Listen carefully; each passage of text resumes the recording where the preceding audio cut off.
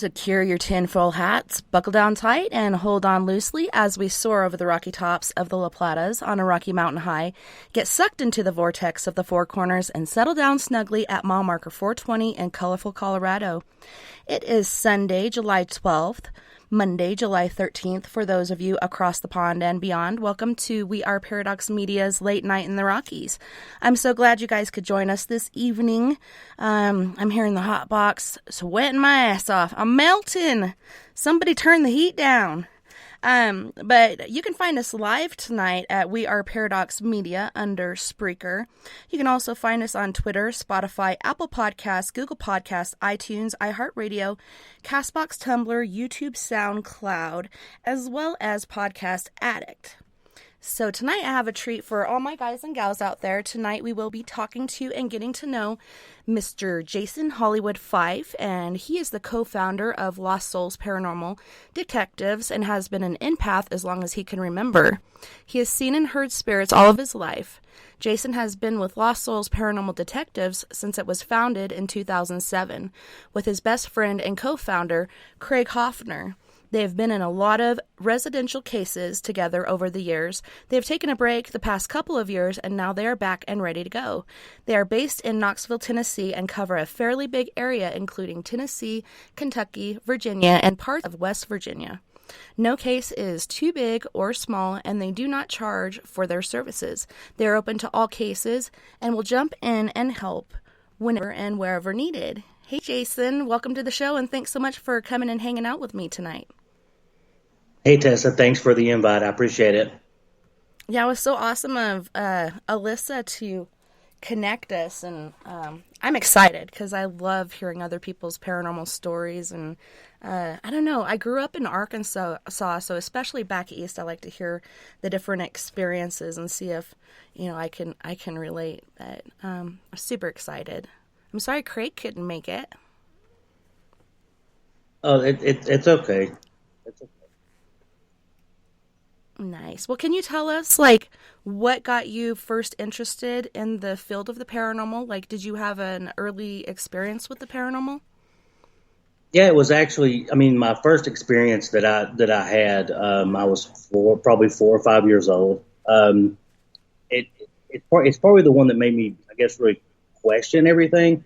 That was my earliest memory of seeing people that weren't there, I guess. And it was years before I actually told anybody about my experiences because, it's something that we never really talked about or anything like that in my family. It was just sort of because I grew up and I was raised Southern Baptist. So, it was very, we were there, the doors open Sunday morning, Sunday night, Wednesday night. So it was, that's just something we just never really talked about, growing up. But my first experience was extremely, not necessarily odd, but I think it's normal for a lot of empath, people that have gifts, that have similar stories, that I have. Basically I'll make it short. I was at, my great grandmother's house in Kentucky, and I remember this because it was an old farmhouse, and there was one bathroom downstairs, one bathroom upstairs. So there I was like, I had to go to the restroom, so they're like, you got to go upstairs. And I was like, okay. So I went upstairs, and it was a long hallway, and there was 3 doors on each side. Well, being that young, I was like, okay, well, as soon as I got to the top of the steps, I felt something really weird. I could hear everybody downstairs, but it was like that because it was like a split, foyer landing. So when I got up to the top, it was like I saw the bathroom door at the other end, but also saw obstacles getting there. And it was really weird because that was my first experience I can remember. Having gifts or the ability. And I remember it was like this fear came over me, and I took off running. And I got down to the end of the hall where the bathroom door was, and I turned, Now the doors were shut when I got to the top of the stairs. I got to the bathroom door, all the 6 doors were open. Really freaked me out. Like, I remember I went, shut the door, did my business, and as I was washing my hands, I just remember that it was just like yesterday. I was washing my hands, and the door was like the old skeleton key locks, and I remember like the door handle started jiggling, like it just started moving, and I'm like, I'm over by myself, I'm freaking out, and I heard my name being called, and I was like, what the hell is going on, and because I never experienced anything like that, and being so young, it was terrifying, and finally I got my courage up after a few minutes, and when I went out, I opened the door, and there was no one there, but all the other bedroom doors and stuff were shut. So here I am, like it was almost like a horror movie scene, kind of, because here I am, like taking steps, not to make any noise to get to the stairs, to go downstairs where everybody else was. Well, I got about halfway down the hall, and then I felt this hand on my shoulder, and I turned, and that's when I saw my first apparition, like first vivid, and I took off running, went downstairs, and I never really said anything to anybody about it because I figured my parents would think I was crazy, or because we just never talked about stuff like that, growing up. What did it look like? It was tall. It was a tall, slender gentleman, period dress, probably from what I could tell. That he had a derby hat on, and I just remember it was a gray 3-piece suit, white shirt, kind of a reddish black tie, almost a cummerbund, like a cummerbund, and sort of a ascot, I guess, is the best way I could describe it. So that was kind of like the thing, and it was as I got older, more and more things started happening. I started seeing and hearing more, especially after that, and my anxiety went through the roof. Like just normal everyday things that people don't really think about, or don't, my anxiety was horrible growing up. And now that I'm older, and I've learned that, being empathic or having gifts, that affects your anxiety a lot. And I never knew that before. Yeah, it really does. Did you find that it affected your sleep as a child and even still today? It does. It does a lot. I probably get roughly 5, maybe 6 hours a night of sleep, and that's been going on for years. Just because it's like I don't want to go to sleep, but I'm so exhausted. I know I have to go to sleep. It's that weird connection of But then when I go to sleep, it's not that I like have bad dreams or anything like that. It's just I wake up and I'm exhausted. Because I feel that I see and hear stuff all night long that you just can't really rest. Yeah, for sure. And especially being empathic, like sensing different energies. And I don't know, as a kid, I had the same issue. Like I'd stay up sometimes till the sun would come up. And even still today, my bedtime's like 3 or 4 in the morning. On the weekends, it's even later because we do an after party for the show. But I come up with different terms for things like, for me, it was paranormal PTSD. You have these experiences and you're just sitting there expecting or waiting for something else to happen. And a lot of times you don't see things, you just feel them or sense them. But yeah, you're just waiting for something to happen because you just feel it encroaching. Right. Yeah, you're right. It's like it's constant.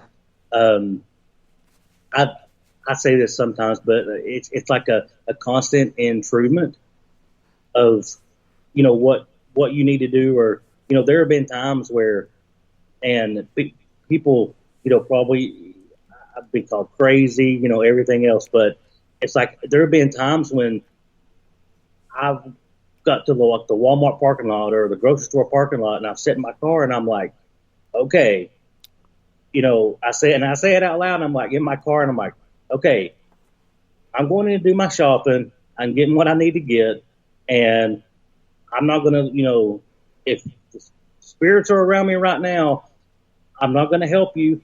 This is my time. Like this is what I need to do. And then once I get done with my stuff, then I'll help you, and it's funny because I laugh about that all the time.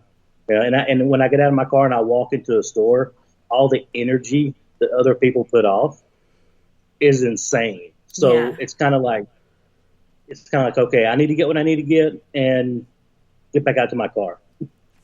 Make it quick. I know I hate when... Okay, so I have a plan. I start at the back of the store, and then I work my way up. And my husband, he's just like back and forth and here and there. And I'm like, holy shit, like how many laps around the store have we done already? But yeah, just picking up on that energy. And you were talking about anxiety and stuff growing up. And I still experience it today due to different events, whether it's paranormal or human. But social anxiety, and I think a part of it is picking up on those energies and just... I don't know, the fear of what could or would or may be. But it's pretty interesting, too. Like, do you ever, even if you don't know this person, get a message for them and give it to them? I have a lot of deja vu, and I do have a lot of I don't know how to say it. It's like my house is not a portal or anything like that, but there'll be times when I'll be in the kitchen or I'll be doing something and I'll just see somebody, like I'll turn around and somebody will be standing there and I'm looking at them like, what, and I don't say it meanly, but it's like, you're in my space right now, and they'll look at me and it's like, I'll hear them ask, or I'll hear them say something, and they'll want me to try to get in contact with somebody, and it's weird because it really throws you off when that happens, because you don't know if that other person is going to believe you or not, Right. I know for me and my family, we weren't really religious or anything. My mom was very spiritual. Like, she had very, very awesome gifts. She was able to see and talk to the dead, so on and so forth. My dad, he believed in UFOs and aliens and such. The first time he ever saw an apparition was after marrying my mom, and it really scared the shit out of him. But it's interesting how for us it can be normal, and like for your family, you don't talk about it, being Southern Baptist and such, and you better not be caught dancing either. No, can't do that. But it's pretty funny. Like, as a kid, for me, and it being normal, I would share these different stories with people that I thought were my friends, and then they'd kind of, this chick is crazy, or what the hell is she talking about, and, spreading rumors. So I learned not to share that unless I knew a person really well and I thought that I could share that with them and trust them. But yeah, it kept me in the paranormal closet for quite a while. I stayed in there till 2012, and then I didn't really care anymore, and I'm like, forget it. I just want to go out there and help people, and that's when I started my team. But it's pretty awesome, the different things that lead us to this field. So have you and Craig known each other for a very long time, since being kids, or is it more adult? Well, we've actually adults. We met, I'm trying to think, 2004, 2005, roughly. And we hit it off like friends from the get-go, and we got running around, and stuff like that. But it wasn't, it's weird because 2007, and we were standing here. This is it's crazy. I still can't believe it's been that long ago, but we were standing in his driveway. We were just out there, shooting the shit and stuff.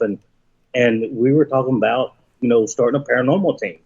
And we were like, no, that's just too that's just too out there, whatever, and because we are in the Bible Belt. So, honestly, there's a church on every corner.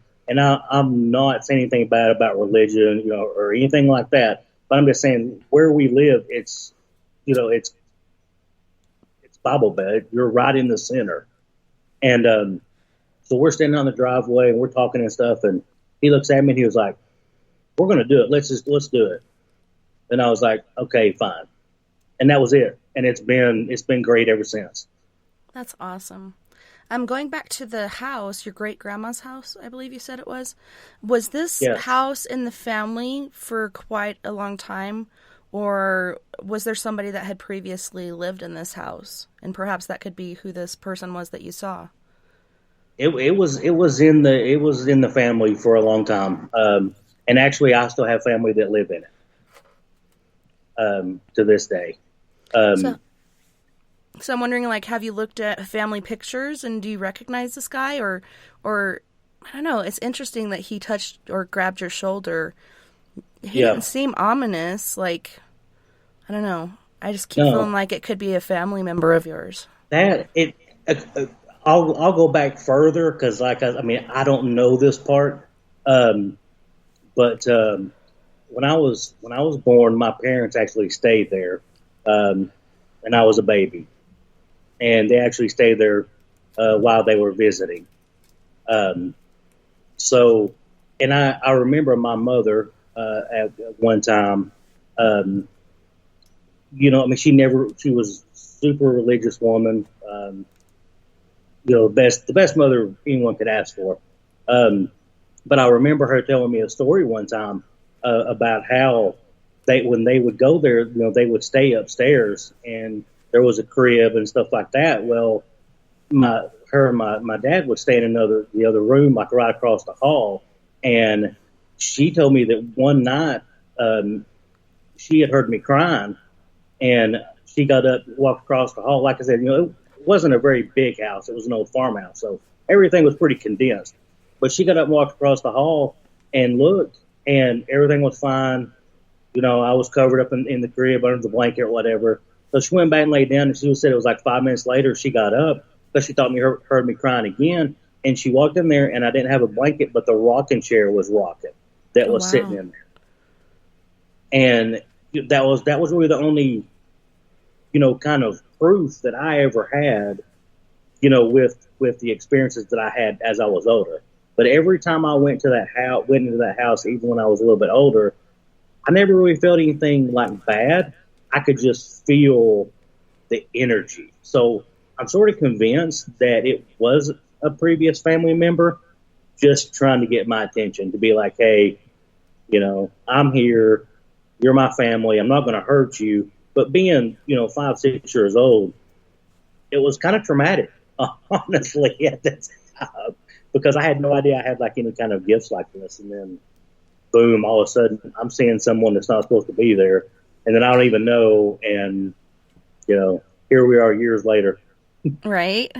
It's funny though, like as a kid, it's hard enough to try to wrap your mind around the world you're living in, let alone like this other world going on. But yeah, that's interesting. So more of like a guardian thing. It's funny, my first apparition that I remember, I was 5, almost 6, and, staying up late because of other happenings that had happened in my life, and just staring out the door into the hallway. We had one of those old beer clocks, light clocks that had the like flowing water. And I was watching the color from that bounce off this wall onto this wall. And then all of a sudden I hear these footsteps and it's getting closer and closer. And I'm like, who is out there? Like everybody else is asleep. Maybe I blinked and my mom walked by or something. But I started calling out for my mom because that's the only person that it could be. And it sounds like high heel shoes getting closer and closer. I'm calling out for my mom. Third time I call out for her, like right in the middle of saying mom, this woman appears in my doorway and she's got a long black lace dress on, a long black veil, and like 1800 period, like lace up high heel boots. And she's 2 inches off the freaking ground. So how is she even making footstep sounds? But she stopped right in my doorway, slowly turned and looked at me, and then slowly turned and looked back down the hallway, and then I could hear her going into my mom's room and closing the door behind her, which is funny because she could have just walked through it. But my mom passed away a couple weeks later. She was hit by a drunk driver and then taken off the machines and stuff shortly after. So for the longest time, I thought this lady like was a part of this. and my mom was seeing hooded, robed people around her bed and all kinds of different things. And she knew exactly how and when she was going to die, so she didn't want any of us little kids with her. She had 5 kids. But later on, from what my sister told me, like, this lady was actually a protector. Like, I think she was trying to protect us and some sort of guardian of ours. But it was pretty interesting, how you find things out. Like, you're afraid of it and you think this is something else, when in reality it's there to protect you. Yep. Yeah. That's a really, it's kind of weird how that happens, how the universe makes that happen, sort of, because you don't, when you're an empath or you have gifts, it's never easy, but it seems like it's stuff is always there on time, like it's always there. I can remember my mom passed away, and she was sick my whole life. When I was born, she was diagnosed with Hodgkin's disease, and so it was 2.5, 3 months before I even got to see. She ever got to see me, and I got to see her when I was born. And are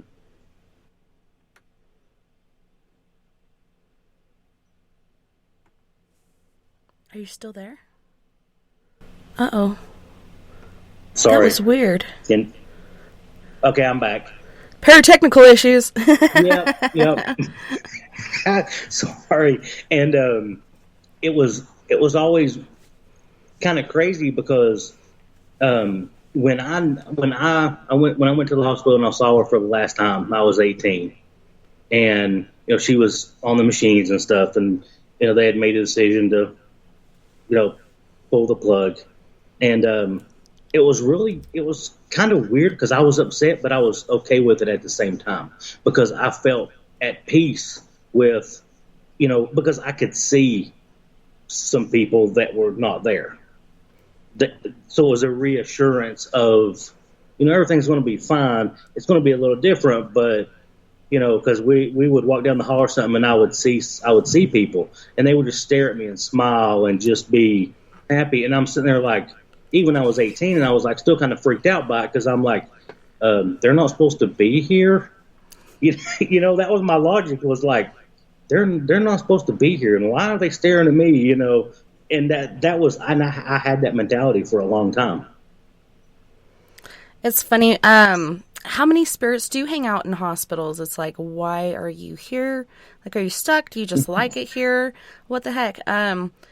I believe my dad was in the hospital and we had gone to visit him, and my daughter Nova, she's 16 now, but at the time she was 3, maybe 4, and she would not walk anywhere in the hospital. She would have to be carried because she said that there was people reaching from the floor trying to grab her, and we'd even walk by these wheelchairs that were abandoned, and she said, Mommy, there's a man in that wheelchair and he looks broken. And I look, and of course I don't see anything. And at one point we're standing in my dad's room, and this woman, I guess, is reaching from the wall. Part of her is out of the wall, and she's reaching and trying to touch Nova's hair, and she really didn't like it at all. So we didn't take her to the hospital unless we had to after that. But I don't know. I couldn't imagine wanting to stay in a hospital. No, it's weird. And then I found myself numerous years later working in a hospital, and that was I was kind of, when I started working my job at the hospital, it was kind of cool, but at the same time, I didn't really pay that much attention, because my gifts, I just kind of pushed them to the side. I got to get out here in the real world, make some money. I got stuff I got to do. And, I started working at the hospital. And like you said, it was fine for the first 2 weeks. And then, all of a sudden you'd walk down the hallway and you'd just be like, I'm the only one supposed to be here. Or you would see weird stuff. And, it was like, are you serious?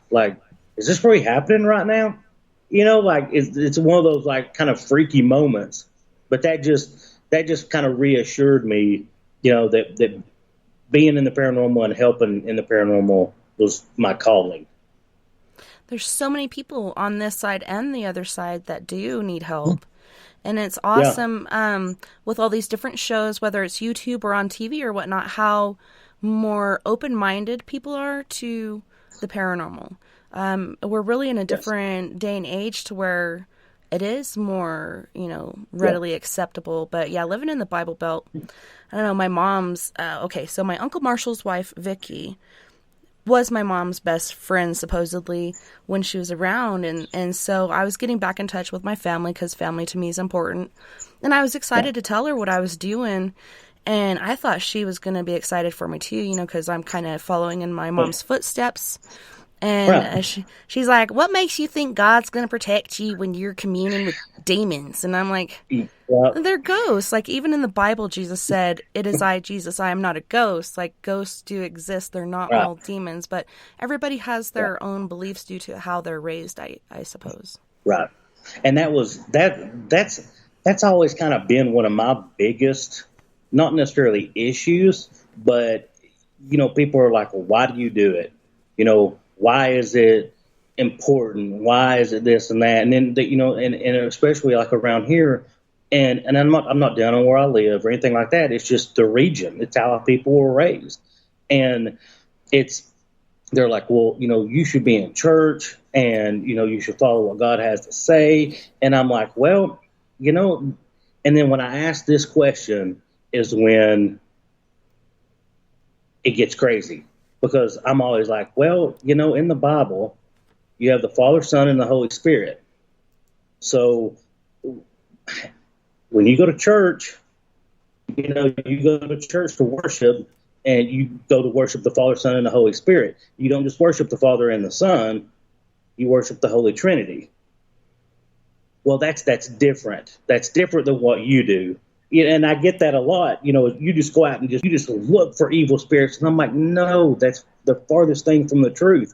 And they're like, how could you say something bad about church? And I'm like, I'm not. I'm just trying to break it down in a way that people understand, what we do. And it gets misconstrued. And they're just like, I can't believe you would say something like that. And I'm like, well, to me, it's truthful because it is the Father, Son, and the Holy Spirit, because you can't have one without the other. And, that's a big thing, especially here in the Bible Belt. Yeah, it's crazy. But it's so, I don't know. I enjoy the work. And, at first you start out just poking around in these different places and, honing in on your skills, using this different equipment. How does this stuff work? Even apps. Like, we've had success with one app in particular, but for the most part, it's hit or miss. We've only had one really good successful time with an app on a cell phone. But it's really interesting. And we are there to help. It's nice to know that there's something on the other side than just nothing, being buried by worms and such. Yeah, I mean it is, because I mean it's comforting to know that when we pass over, there'll be somebody waiting on us, a family member, a relative, someone there to greet us, so we're not going to be lost, when we cross over. Yeah, and it's very awesome. You were talking about when your mom passed, and you're seeing these different people there. So many times I've heard these stories of people that are related or friends of yours from your past that will come to be there for you when you do, go beyond the veil or whatever you'd like to call it. It's so nice that they do come and do that. And it's funny, different things that people say, like you think they're incoherent or whatnot and they don't have a rational thought, but hey, so-and-so that I used to play with in the band is coming to pick me up tonight, and we're going to go play a gig. And that night, he passes away and goes and plays that gig in the sky. It's awesome. Yeah, and that's the best part is if you're able to see moments like that, it's truly a blessing. Because in the field that we're in, I mean, if you witness that, that's what it's all about. Because when you see a loved one or a friend, or it may even be somebody you don't even know, and you're visiting at the hospital or whatever, and you hear the conversation or you hear this or that, and it's like it's it's a good feeling, because you're doing the right thing. You're trying to help people with stuff that a lot of people don't understand or don't really want to help them with. So when you were working in the hospital, what were you doing? I worked with the custodial department. So I worked like a second. It was like a third shift. It was like 3 to 11, 3 to midnight. And it was kind of cool because we ran laundry is what my job was. So I got to run all over the hospital and deliver laundry, but it was like, a lot of places that people weren't at, empty offices and this and that.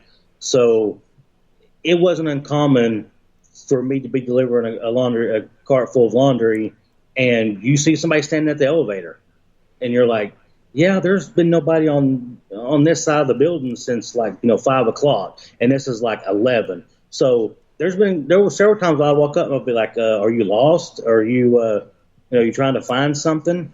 And then they turn around and look, and I know before I even get to them, they're not even like real. They're a spirit, but you have to ask anyway.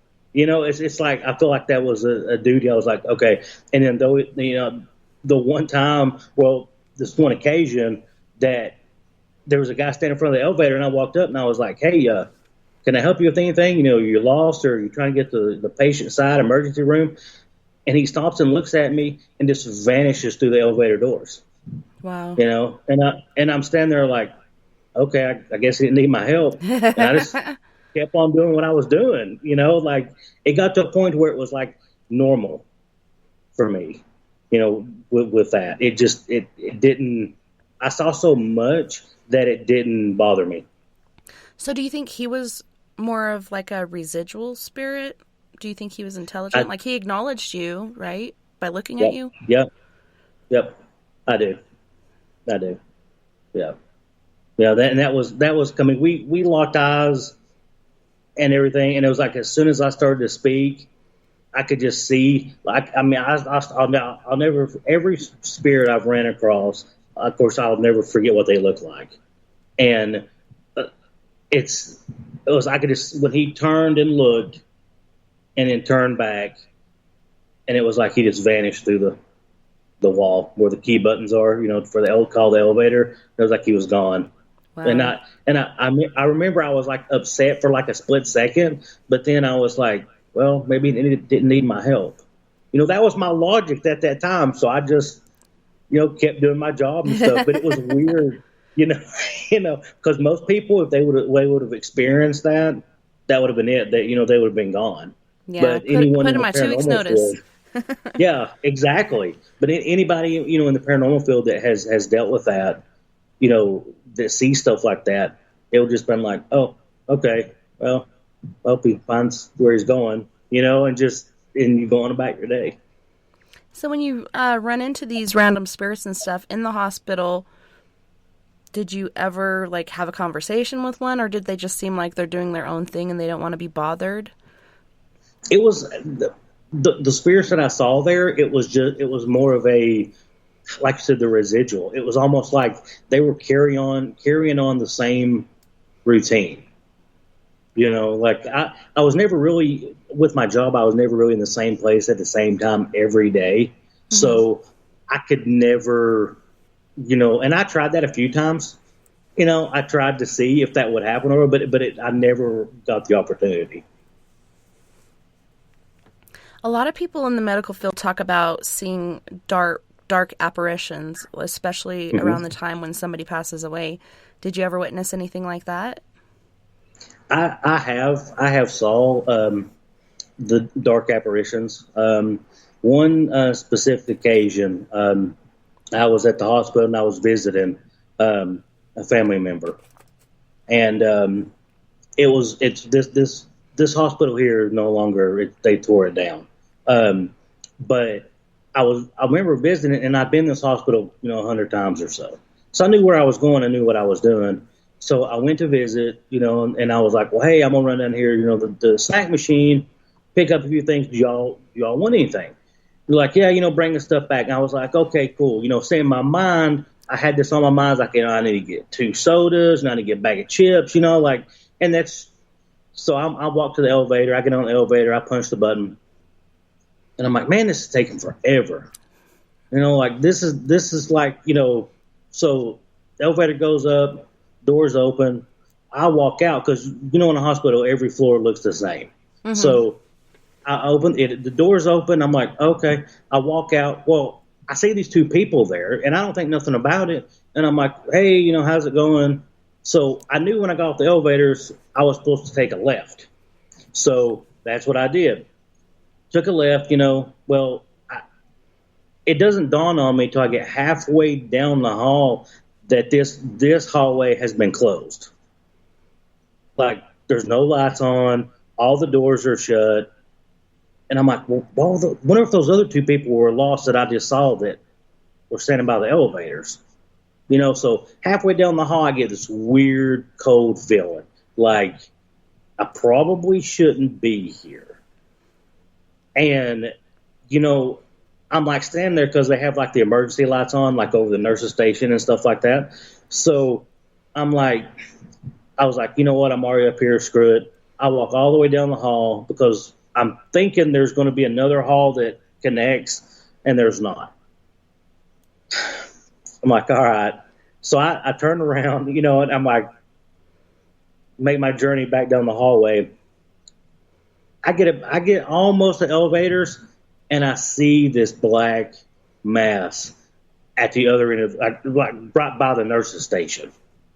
And I'm like, and I stopped and I looked, and I'm like, no, this is not going to happen. Not today. I'm not prepared for this. Pushing the button. Mentally.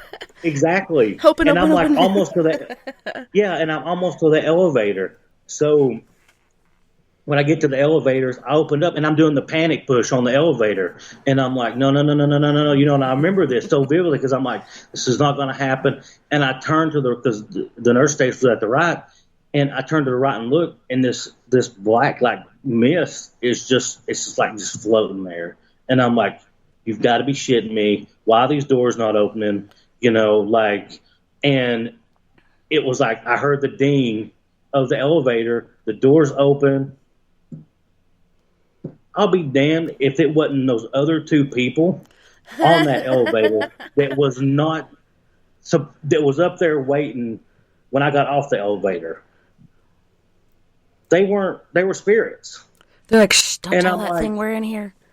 Yes, and I'm sitting there like, you got to be, this is insane. So the doors open, I hop on the elevator, they get off the elevator, and so I'm pushing the button, and I'm freaking out, and then all of a sudden, my brain goes, you still have to go to the snack bar and get the snack stuff because you told those people you would. And I'm like, not now. This is not happening right now. I'm in a mental crisis here. Paranormal stuff is happening, and I got to figure it out. But it was weird because when I got to the floor I was on, I went a floor above where I was supposed to go. So when I got back to my floor, it was like I got off the elevator, and it was weird because that air-conditioned air hit you, and it wasn't like that on the floor that I just came from. It was like a refreshing, like, okay, I'm back to where I'm supposed to be. But it was just a weird experience that just basically, justified, my abilities. Like, it was weird how it happened, but at the same time, I could not deny what I saw and what I felt. It's crazy how many different things hang around hospitals, nursing homes, different stuff like that. It's funny, the Ute Indian tribe here donated a bunch of land, and that's where they built the new hospital. Makes you wonder what's going on. There's even a nursing home, and that's where my mother-in-law passed away. And we'd go and take turns spending the night with her and stuff because she didn't like being alone. But my daughter was like, hey, Mom. And I showed up about 20 minutes after she saw this thing, but she's like, hey, Mom, were you here about 20 minutes ago? And outside the window, because I saw this person peeking through the window, and the only thing that made her think it was me is it had its hair up in a bun, and she saw the bun on the back of its head. So I'm imagining perhaps this was a Native American woman who had passed a long time ago or whatnot. But it seems like these different places are feeding grounds for certain things.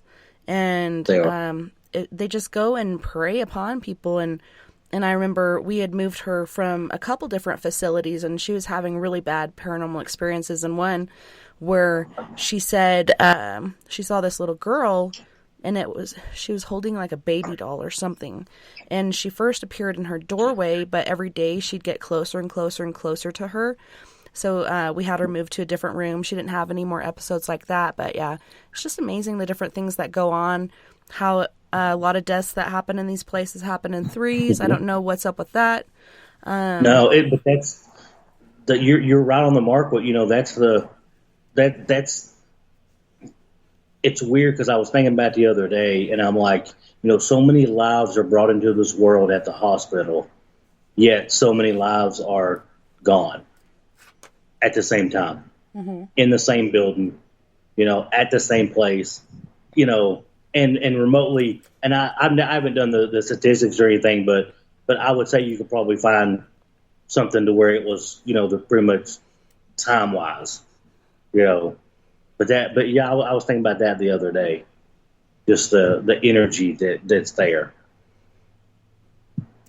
Can be good, it can be bad, but yeah, it's pretty That's creepy. true. I've never liked hospitals. Like I'm so bad about it. I will wait till I'm almost dead until I go to the hospital. I'm the same way though, because I even when I worked at one, and even now, it's like it doesn't really bother me to go to one, but it's like I almost have to mentally prepare myself before I go, because you're almost guaranteed to see something when that happens. You're almost guaranteed to have some sort of a paranormal experience. It was funny when I was giving birth to my first daughter, and I was in Fayetteville, Tennessee at the time, at Lincoln Memorial Hospital. And this hospital, come to find out, is very haunted. I had no idea.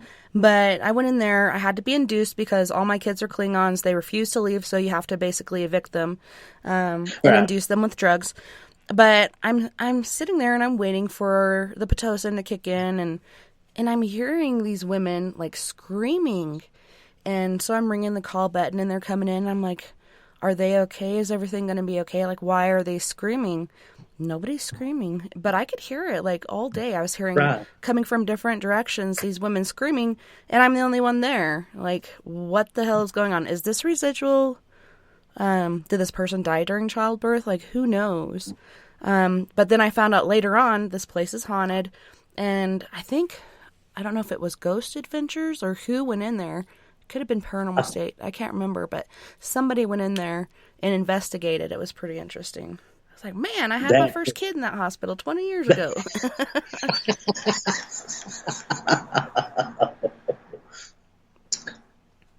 But it's funny, I watched this. Go ahead. No. I was going to say I'm trying to think. I think it was Lincoln Memorial, where Craig and I actually did a documentary about 5 years ago, and it was actually for the students at the film department on the campus being haunted. Oh wow! At the college. So yeah, they contacted us and interviewed us and all that stuff for like their final project for a paranormal documentary that they were doing. So. Very interesting. Mm-hmm. Yeah, I was going to say, I saw the show, I think it was Criminal Minds or something like that. It was some show where, okay, so this serial killer dies at the same time that this kid is being born, and supposedly the soul of that serial killer went into the baby. I don't know, like, if that could really actually happen, but it did make me, like, stop and think, like, could spirits that, like you're saying, lives come and lives go in the very same place, can the spirits that go, like, automatically go into a new body or a new person, or do you have to go through a certain process? Like, there's so many questions out there that we'll probably never know the answer to. but it really is intriguing. It is. It's interesting because, you know, I try to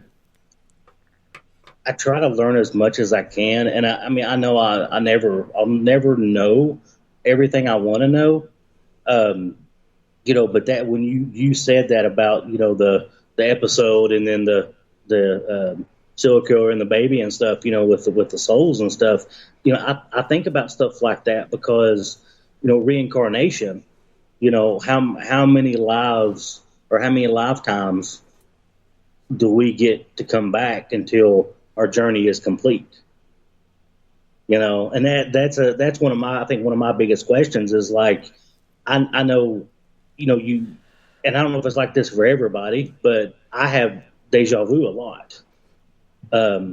Whether it's walking outside my house, you know, driving to work, driving to eat, whatever it is, you know, I have that weird deja vu, like I've been here before, but everything looks different, but it looks the same, or I don't really know how I feel at this moment, you know, like. Does it freak you out? Like, okay, what's going to happen next? Yeah, I can't remember.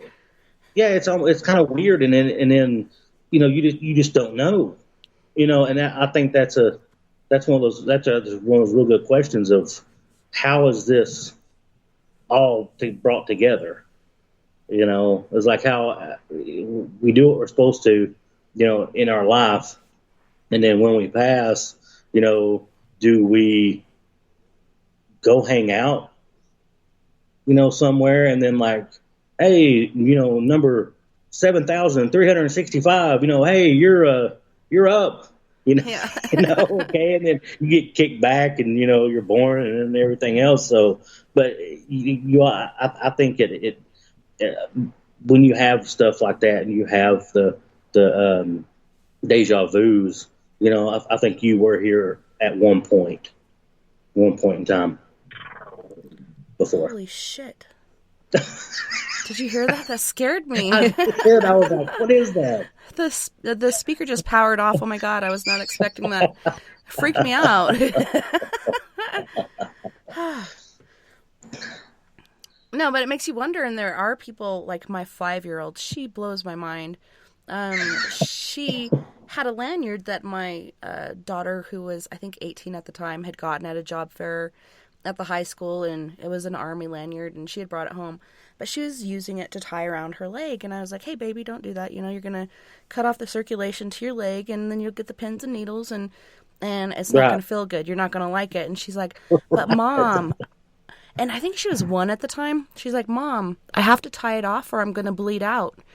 And I'm like, okay, what sort of terminology is this for a 1-year-old to be speaking to Exactly. me? And then she's like, remember when I was a man and I was pretty tall and I had blonde wavy hair and I wore glasses, and she was a nurse. I think she was a military nurse, and she had been shot, and so she had that memory of having to tie her leg off to keep from bleeding out.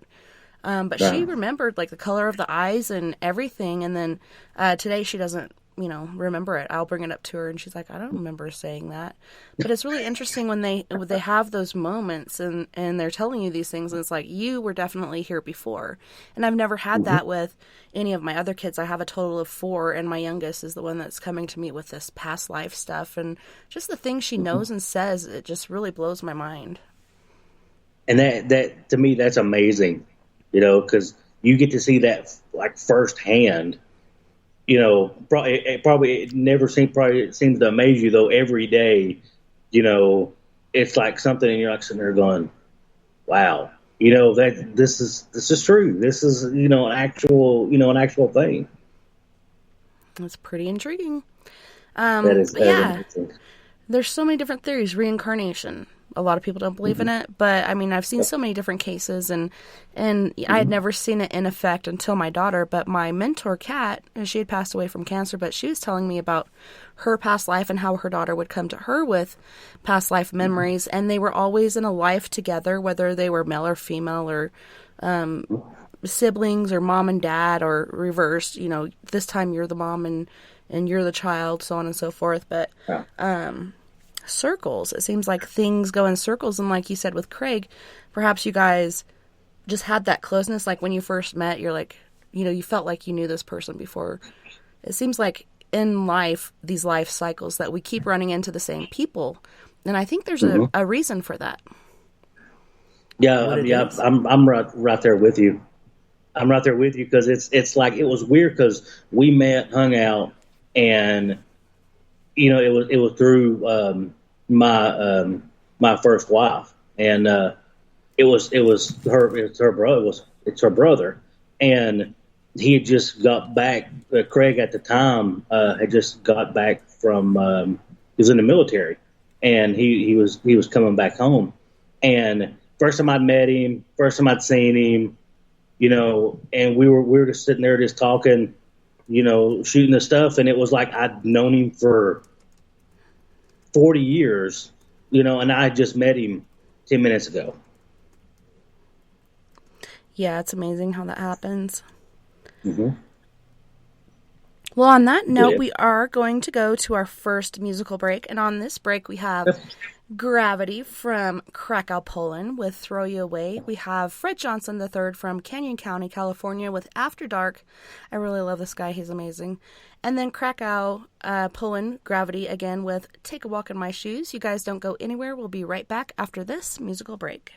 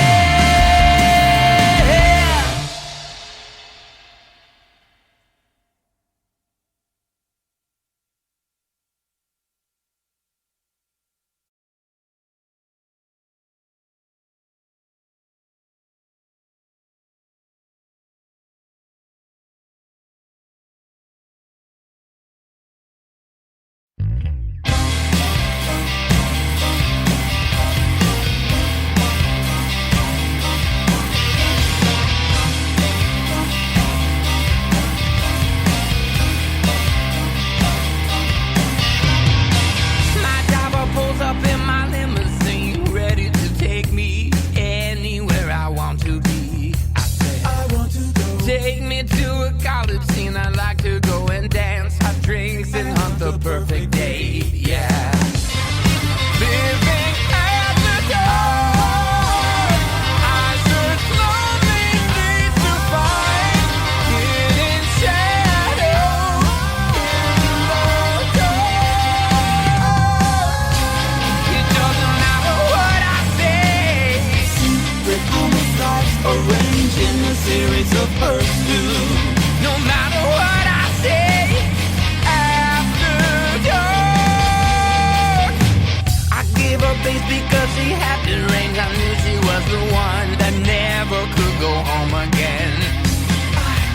Plastic lights like limo seats. I don't know why I can't control this urge to hurt again. Yeah, living at the dark, I search lonely streets to find hidden shadows in the dark. It doesn't matter what I say. Changes in the stuff, murder forever after. No matter what I say after dark.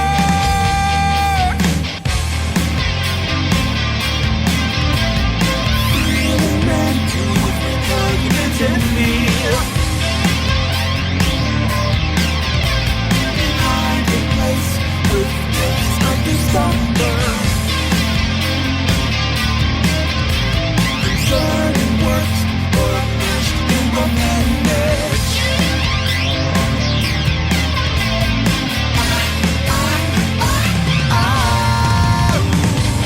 It doesn't matter what I say. It really doesn't. No matter what I say after dark. It doesn't matter what I say. Secret homicides arranged in a series of pursuits. No matter what I say. Changes in the stuff, murder forever after. It doesn't matter what I say. Rude and fatal, lacking the hint of conscience. No matter what I say after dark.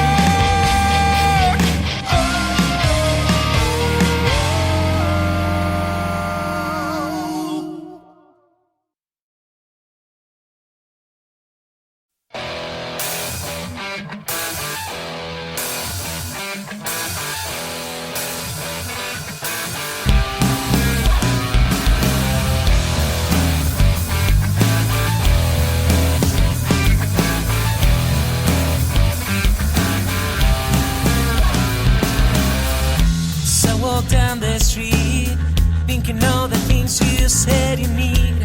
Why don't you tell me, baby, how do you feel? So I walk down the street, thinking all the things you said you need. Why don't you tell me, baby, how do you feel? Don't you take a walk? Why don't you take a walk? In my shoes, why don't you take a walk? Before you tell me what to do, don't you take a walk? Don't you take a walk? In my shoes, why don't you take a walk? Before you tell me what to do. No, it's easy, you tell me what to do.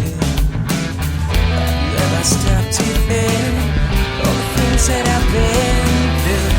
No, it's easy, you tell me what to do. Have you ever stopped to think all the things that I've been through? Don't you take a walk? Don't you take a walk? In my shoes, don't you, baby, take a walk? Before you tell me what to do. Don't you take a walk? Don't you take a walk? In my shoes, don't you, baby, take a walk? Before you tell me what to do.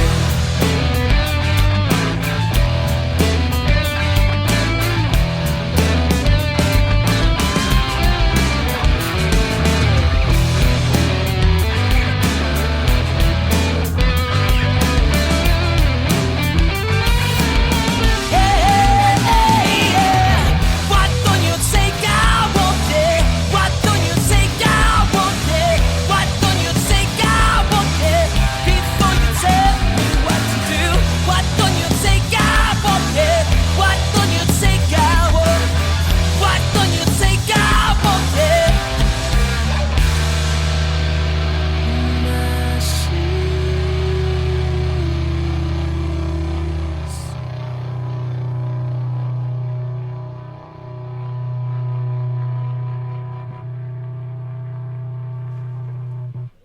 seconds. Welcome back, and thanks so much for joining us tonight on We Are Paradox Media's Late Night in the Rockies. Tonight we're joined by Jason Hollywood Fife. Thanks so much for hanging out with us and sharing your stories. Thank you, Tess. I really appreciate it. Thank you for having me. No worries. So on the break we were talking about scary movies and, B movies and back in the day, and I think it was due to music that we were talking about. But yeah, what's your favorite scary movie? I think it's a really hard choice, but the Friday the 13th, the first one, of course, the first Halloween, and then the first Nightmare on Elm Street. If I could pick three, that would be my top three right there. Like I could watch them all the time, just because it was, now when I watch it, I think to myself that those are really low budget films, but they were so amazingly done that it draws you in, and then all of a sudden you're sitting on the edge of your seat, and you're staring at the TV, and you're waiting to be scared, but then when something happens on the screen, you're really scared. You're like, oh my God, I can't believe that happened. There's different rules you have to abide by. No drinking, no having sex, and never go anywhere alone. Yep. Exactly. Especially at night in the woods. It's like, instead of running up the stairs, in a house, run out the door in somewhere, where you actually have a chance. Yep. Scary movies are awesome. I They still are. fall asleep to that stuff. It's like a comforting soundtrack. So what are some of your other earlier experiences throughout your life that you had that, really brought you to this side as far as doing the paranormal? That's a lot of it is just being an empath and having the ability. Like I said, I look back and I contribute this a lot to my gifts, but like I said earlier, growing up, the anxiety and the stress and as long as I can remember, it was like I never really wanted to go to school when I was younger, because the anxiety was like way too much. It's not that I didn't want to go. It's like the anxiety of going. Mm-hmm. And when I would go, I would be fine, but I would still hear and see things. And I could never figure out why. Like, why am I able to see this stuff or hear this stuff, and nobody else around me, has any idea, and they're still watching the teacher, right on the chalkboard, and and I'm sitting over here going, my anxiety's, getting really high. I'm starting to get nervous, and then it's kind of like tons of voices at one time, and then it stops, and then you're fine. But then when you get up and you walk to class or whatever, it's like it starts again, and it's not because you don't want to be there or you don't want to participate. It's the fact of then when I was younger, I didn't understand. I had no idea what was going on. Like I said, why I was able to see and hear the stuff that I did, because I would question it a lot. And, that kind of actually put me into to be, an introvert a lot. I would play sports and I had tons of friends and stuff like that. But, I really valued my alone time because I had to recharge. I had to physically recharge myself in order to get ready, for the next day or the next week or, whatever it was. But that was, nobody ever tells you that, growing up. It's just one of the things where you either kind of figure it out or, you just keep running with it forever. Yeah, the whole being different thing is really hard, especially when you're a kid. And Mm-hmm. I don't know, I was a lot more mature than other kids my age my whole school life. You know, I had gone through a lot as a kid. Like I said earlier, both paranormally and normally. But yeah, I didn't relate to them. So I didn't really have a lot of friends. I think in high school, I had like maybe 5 really good friends for the most part. And then everybody else were just acquaintances. But I just couldn't relate to these people and just the immaturity and different things they were doing. So I just focused on my stuff. But my daughter, Nova, you know, I deal with the anxiety thing at the beginning of the school year, but not all throughout. And she does. Like every morning she gets sick because she's so amped up and so freaked out and so anxietied. And now as a teenager, I think due to hormonal stuff, she has migraines. So that makes it even worse. She misses so much school. It's insane. But yeah, it's just hard when you go through this stuff at a young age to relate to other kids and feel like you belong. Yeah. Yeah. Yeah, it is. I mean, I never really considered myself an outsider, so to speak, but I always knew. I mean, it was just one of those things where, you know, I knew I was a little different than everybody else because, you know, I'm over here. Even like I remember, you know, just the normalest mundane things, going to ball practice or doing this, I enjoyed it, but you know, it was the fact of my anxiety would start rising up. Like, wonder if something's going to happen today, or I wonder, you know, am I going to see something, or I'm going to hear something? And it had nothing to do with the normal human interaction. You know, it was all based on the spirit world. And being young, you have no idea what's going on. You know, because I mean, even back then, and you know, like I said, nobody talked about that stuff. You know, there was not, you know, there was not a lot of people, you know, you could go to and be like, hey, you know, why is this happening? You know, why? And like the movie, I think The Sixth Sense or whatever, you know, you're like, why am I seeing dead people? You know, I mean, and that's the reality. But nobody, you know, nobody was, no, it was like, nah, you're just, you know, whatever. And then, but now that I'm older, it all makes sense. Yeah, that movie. The very last part where you realize the therapist is actually not alive. He's dead. That's why his wife's ignoring him, and so sad. Exactly. Yeah, wow, I never saw that coming. That was a really good movie for modern day. And it seems like, you know, we were talking about B movies and movies back in the 80s, and yeah, it's a lot of gore and stuff. But I mean, today I'll watch a movie and I can predict what's going to happen. But I don't know. There was just something about it back then with the Jason, Freddy, and Michael Myers movies. Yep. Children of the Corn. I still freak out driving through corn.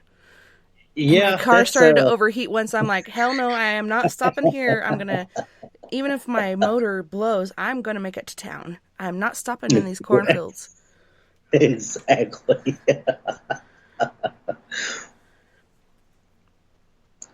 So what was the scariest thing that you actually ever witnessed paranormally in real life?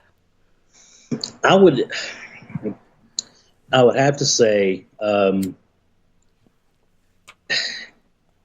trying to make the story short, I guess, but no, we were at a there's a place here in Tennessee, in Greenback, Tennessee, called the Greenback Castle. And it was built by a man that said that God had told him to build it. Now, this is, you know, when you're driving to it, you know, you're 4-lane on the interstate, you're heading out, and you know, it goes to 2-lane, and then the road you turn onto to get to this place, it's like a gravel/paved road. And you're like, okay, well then when you take a right to go onto the right, it's because the castle is on a dead end. When you take the right to go on there, it's literally like you're going back 50 years. Gravel road, kind of run down. houses and buildings and stuff, and it's kind of freaky, really, because it's like a horror movie. You're driving along, and then all of a sudden, you see that one house. So we actually, Craig and I, one afternoon, we went out, and because he'd been talking about it for a while, and so we roll out there. It's daytime. We're thinking nothing big deal. This thing is massive, and this guy built it by hand. It's got turrets, walls. It's got walkabouts.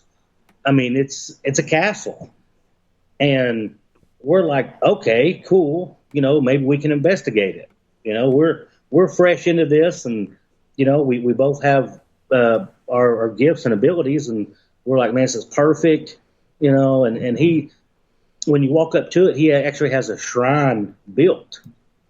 All this paper clippings, press, all that stuff is there for you to read and to look at. And we're like, okay, this is kind of cool. And there's people come off from all over the world, Moscow, Germany, a lot of local people. I mean, people from a lot of states. So we're in there walking around, and I'm talking about the creepy, weird factor is off the charts, because it's in a field backed up to a fence, and inside of it's grass. So, you're walking around through these rooms and stuff, and it's like, okay, he's got an armory room where there's like shields and swords and stuff. And then, he has a doll room with a big concrete bed with like this satanic symbol in the middle of it. And then you're like, okay, and it's still daylight. So we're, I'm on edge, because you just don't know, because you're out in the country. And so we're walking around some more, and there's little hallways that lead here and there. But like I said, it's all open air. So it's not like you're confined. So we're walking around stuff, and then all of a sudden this guy comes out of nowhere, just shows up. And he's like, hey, guys, how's it going? And we're like, yeah, pretty good, And we're talking to him, and he's like, well, he's like, well, I built this, he tells us his name and stuff. And we're talking to him, and I'm like, and I'm kind of getting nervous a little bit, because this guy's energy was insane. I mean, I'm talking like 1 to 10, he was like a 15. Like I'm standing like 6, 7 foot away from him, and you can feel. Yeah, you're like still not far enough away. Yep. And so we're talking to him and stuff, and Craig, he was like, hey, we'd really like to come out here one night and investigate it. Do you think you would let us? Because we had to have a permission. So he's like, well, I'm not sure, fellas, whatever. And we're like, okay.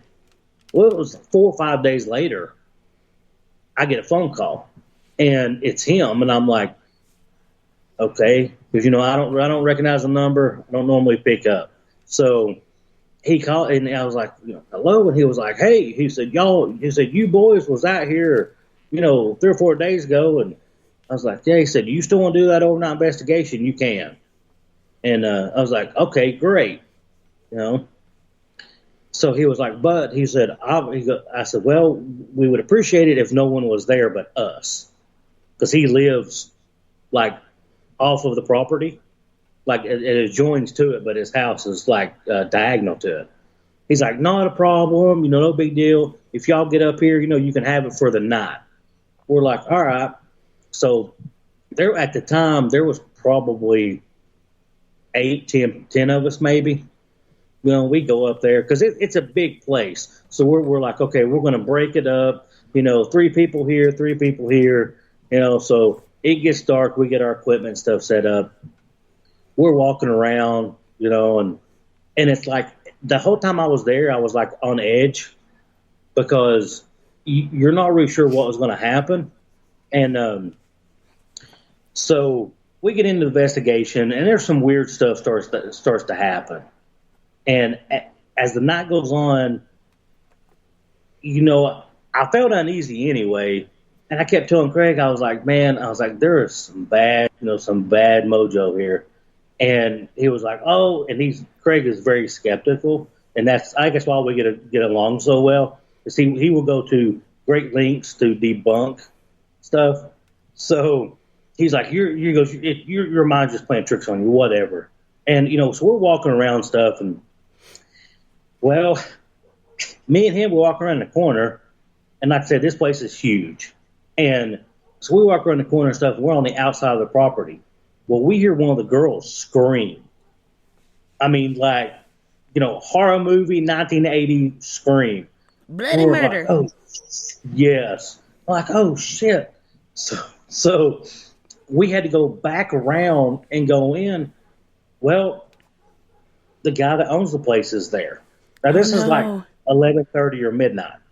I'm thinking, man, this is something's going on. Now, where he was standing, unbeknownst to us, it was a pet cemetery, a real one.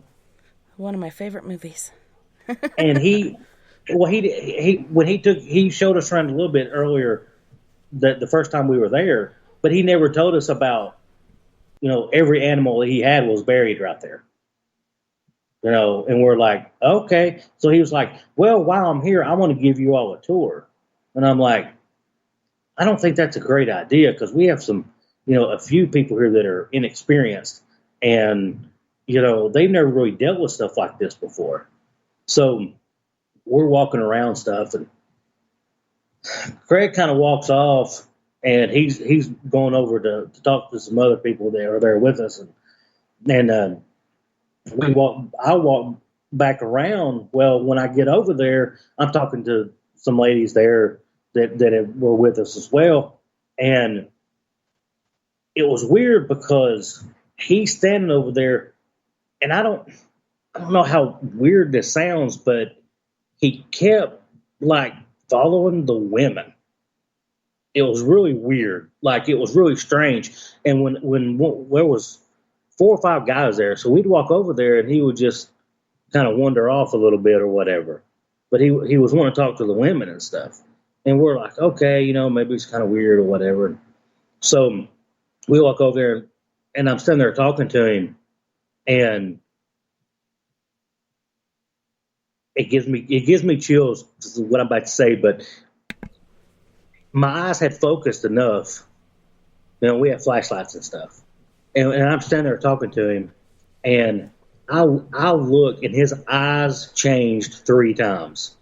Wow! They went from normal to black. Well, it was from normal to cat eyes, legit cat eyes. Like, I'm like, okay, and then black, and then back to normal while I'm talking to him. And I just kept talking to him because I didn't want to like freak anybody out, because I was a little freaked out myself, and I wasn't going to, freak everybody else out. So don't share the fear. Exactly. So we finally, he says, he's there about an hour and a half. He leaves. He comes back. And I'm like, dude, I thought you were going to leave. Because we wanted it as quiet as possible, to do our investigation and stuff. And he comes back. Yeah, without distractions. Yeah, and when I saw him again, his face was different. His face was completely different. His demeanor had changed, and I was doing the telltale signs, like I was trying to smell for alcohol, or what I'm saying? Like, yeah. I was just trying to be, and smelt none of that. And I was like, well, all right. So we're talking to him again, and I looked, and his eyes were black, like jet black. And I'm like, this is not good. This is like, and that was probably one of the worst cases I've ever been on, because of the energy and what I actually saw. Because that was the first time I ran into, actually seeing someone's eyes change. I had heard about it. I heard stories about it and stuff, but I had never physically saw it. And I went over to talk to him, and he kind of turned to me, and he had a snarl on his face because he was talking to 2 of the female investigators. Yeah, you're interrupting him. Exactly. That was the energy and stuff that I had got off of that. And when I walked closer, And when he turned, his face was just almost like one of those squiggly movies where, they change people's faces and stuff. It was like I did that, and his face kind of did that, and his eyes were still black. And I told the ladies, I was like, look, we're going to have to go. It's time to start packing up. I just want to come over and let you all know, I went and told Craig, and Craig was like, man, it's getting late. I was like, dude, go over and see for yourself. He's still here. Craig was like, that's not from earlier. And I was like, no, he came back. And Craig was like, he told us he was leaving, because we wanted to make sure there was no interruptions. And so we get stuff packed up like really quick. And one of the ladies that was with us, Craig walked over. We were putting bags in the back of our SUV and stuff. Well, she tells him, she's like, well, hey, just pull it around front. We'll load, the rest of stuff up in there. Really quick. It wouldn't start. And the key itself, like, it wasn't a dead battery. It was, you put the key in the tumbler for the ignition was locked. So it locked the gear shift, and we're like, this car's been sitting here the whole time, like nothing, So we ended up having to wait longer to have a tow truck come pick the car up and stuff. They like to never found us. It was a weird night. And I had a pair of hangover for like 4 days after that.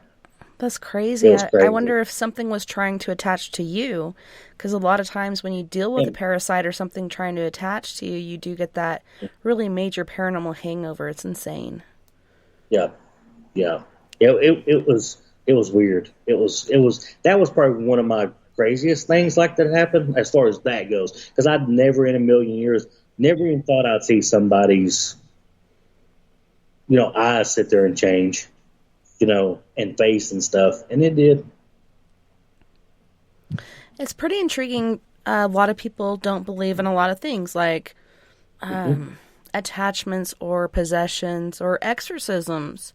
They think this is all made up, kind of like wrestling. This is just all an act. This really isn't happening, and people die from it, and due to dehydration, so on and so forth. But it's cool how the Catholic Church, and I'm not Catholic. I, as a child, went to so many different churches trying to find answers after my mom died, and then I was baptized LDS, and then later on left the church and went back and left the church and went back. But the Catholic Church is doing translations for everyone so they can do exorcisms without having to learn Latin or know what they're saying, what it means.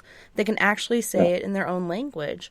So that's pretty intriguing. It must be getting pretty bad if they're going to do something like that. Yeah, I've heard of, and I don't know if it's because it's more mainstream, because I know a lot of that stuff used to be kind of kept under wraps and stuff, a lot with the exorcisms and stuff like that.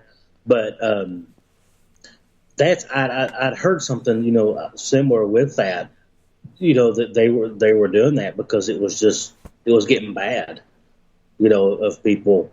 Yeah, and that's a thing too. And I don't want to sound stereotypical, but everyone that I talk to that's not in the paranormal circle or, knows about the paranormal and stuff, they think it's like that movie, oh my gosh, Constantine, with Keanu Reeves.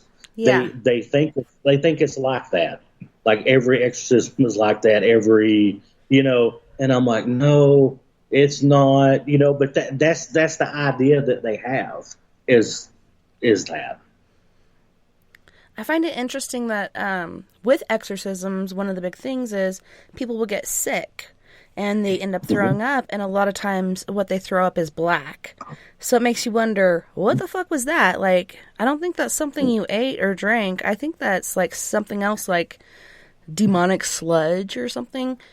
It's very intriguing, but I do believe that stuff happens. I've had walk-ins, not full-on possessions where it lasts for a long time, but where something takes over my body, and like you said, my facial features, my voice, my eyes, everything changed for that period of time. And then I came to naked driving my car into the reservation, and I'm like, holy shit, I gotta go back home.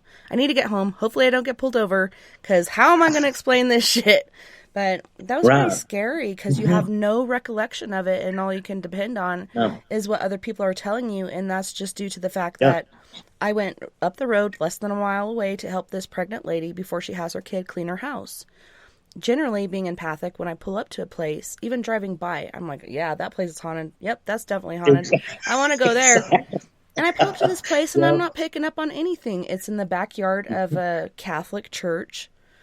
And I go in, I'm showing her kit, and I sage, and I tell her how to do it, and you got to put your foot down, like, this is your house, your area, like, this thing has to leave. And I'm getting every nook, cranny, and crevice. I do nothing to protect myself beforehand or afterwards, except for having tourmaline and selenite in my pocket. And as soon as I changed into my pajamas, about 30 minutes later is when it happened. And this thing was pissed off. I was trying to help her and showing her how to protect herself. And I didn't like it, but luckily it was temporary. It was just there and gone. It showed me so many different things, like never go alone, never go when you're compromised. Like, I could not sleep the night before because I was so excited. So if I don't get enough rest, I won't go, because I don't want to hurt myself or anybody else or compromise them. Yeah, and that's a big, like, kind of like in the top rules, of being a paranormal investigator, is we're all human, but we all want to help people, and we want to go out of our way to to help them, but a lot of times we take for granted ourself and our health and stuff like that, and we're like, what's more important to help them, I'll deal with my stuff later, or I'll deal with the whatever.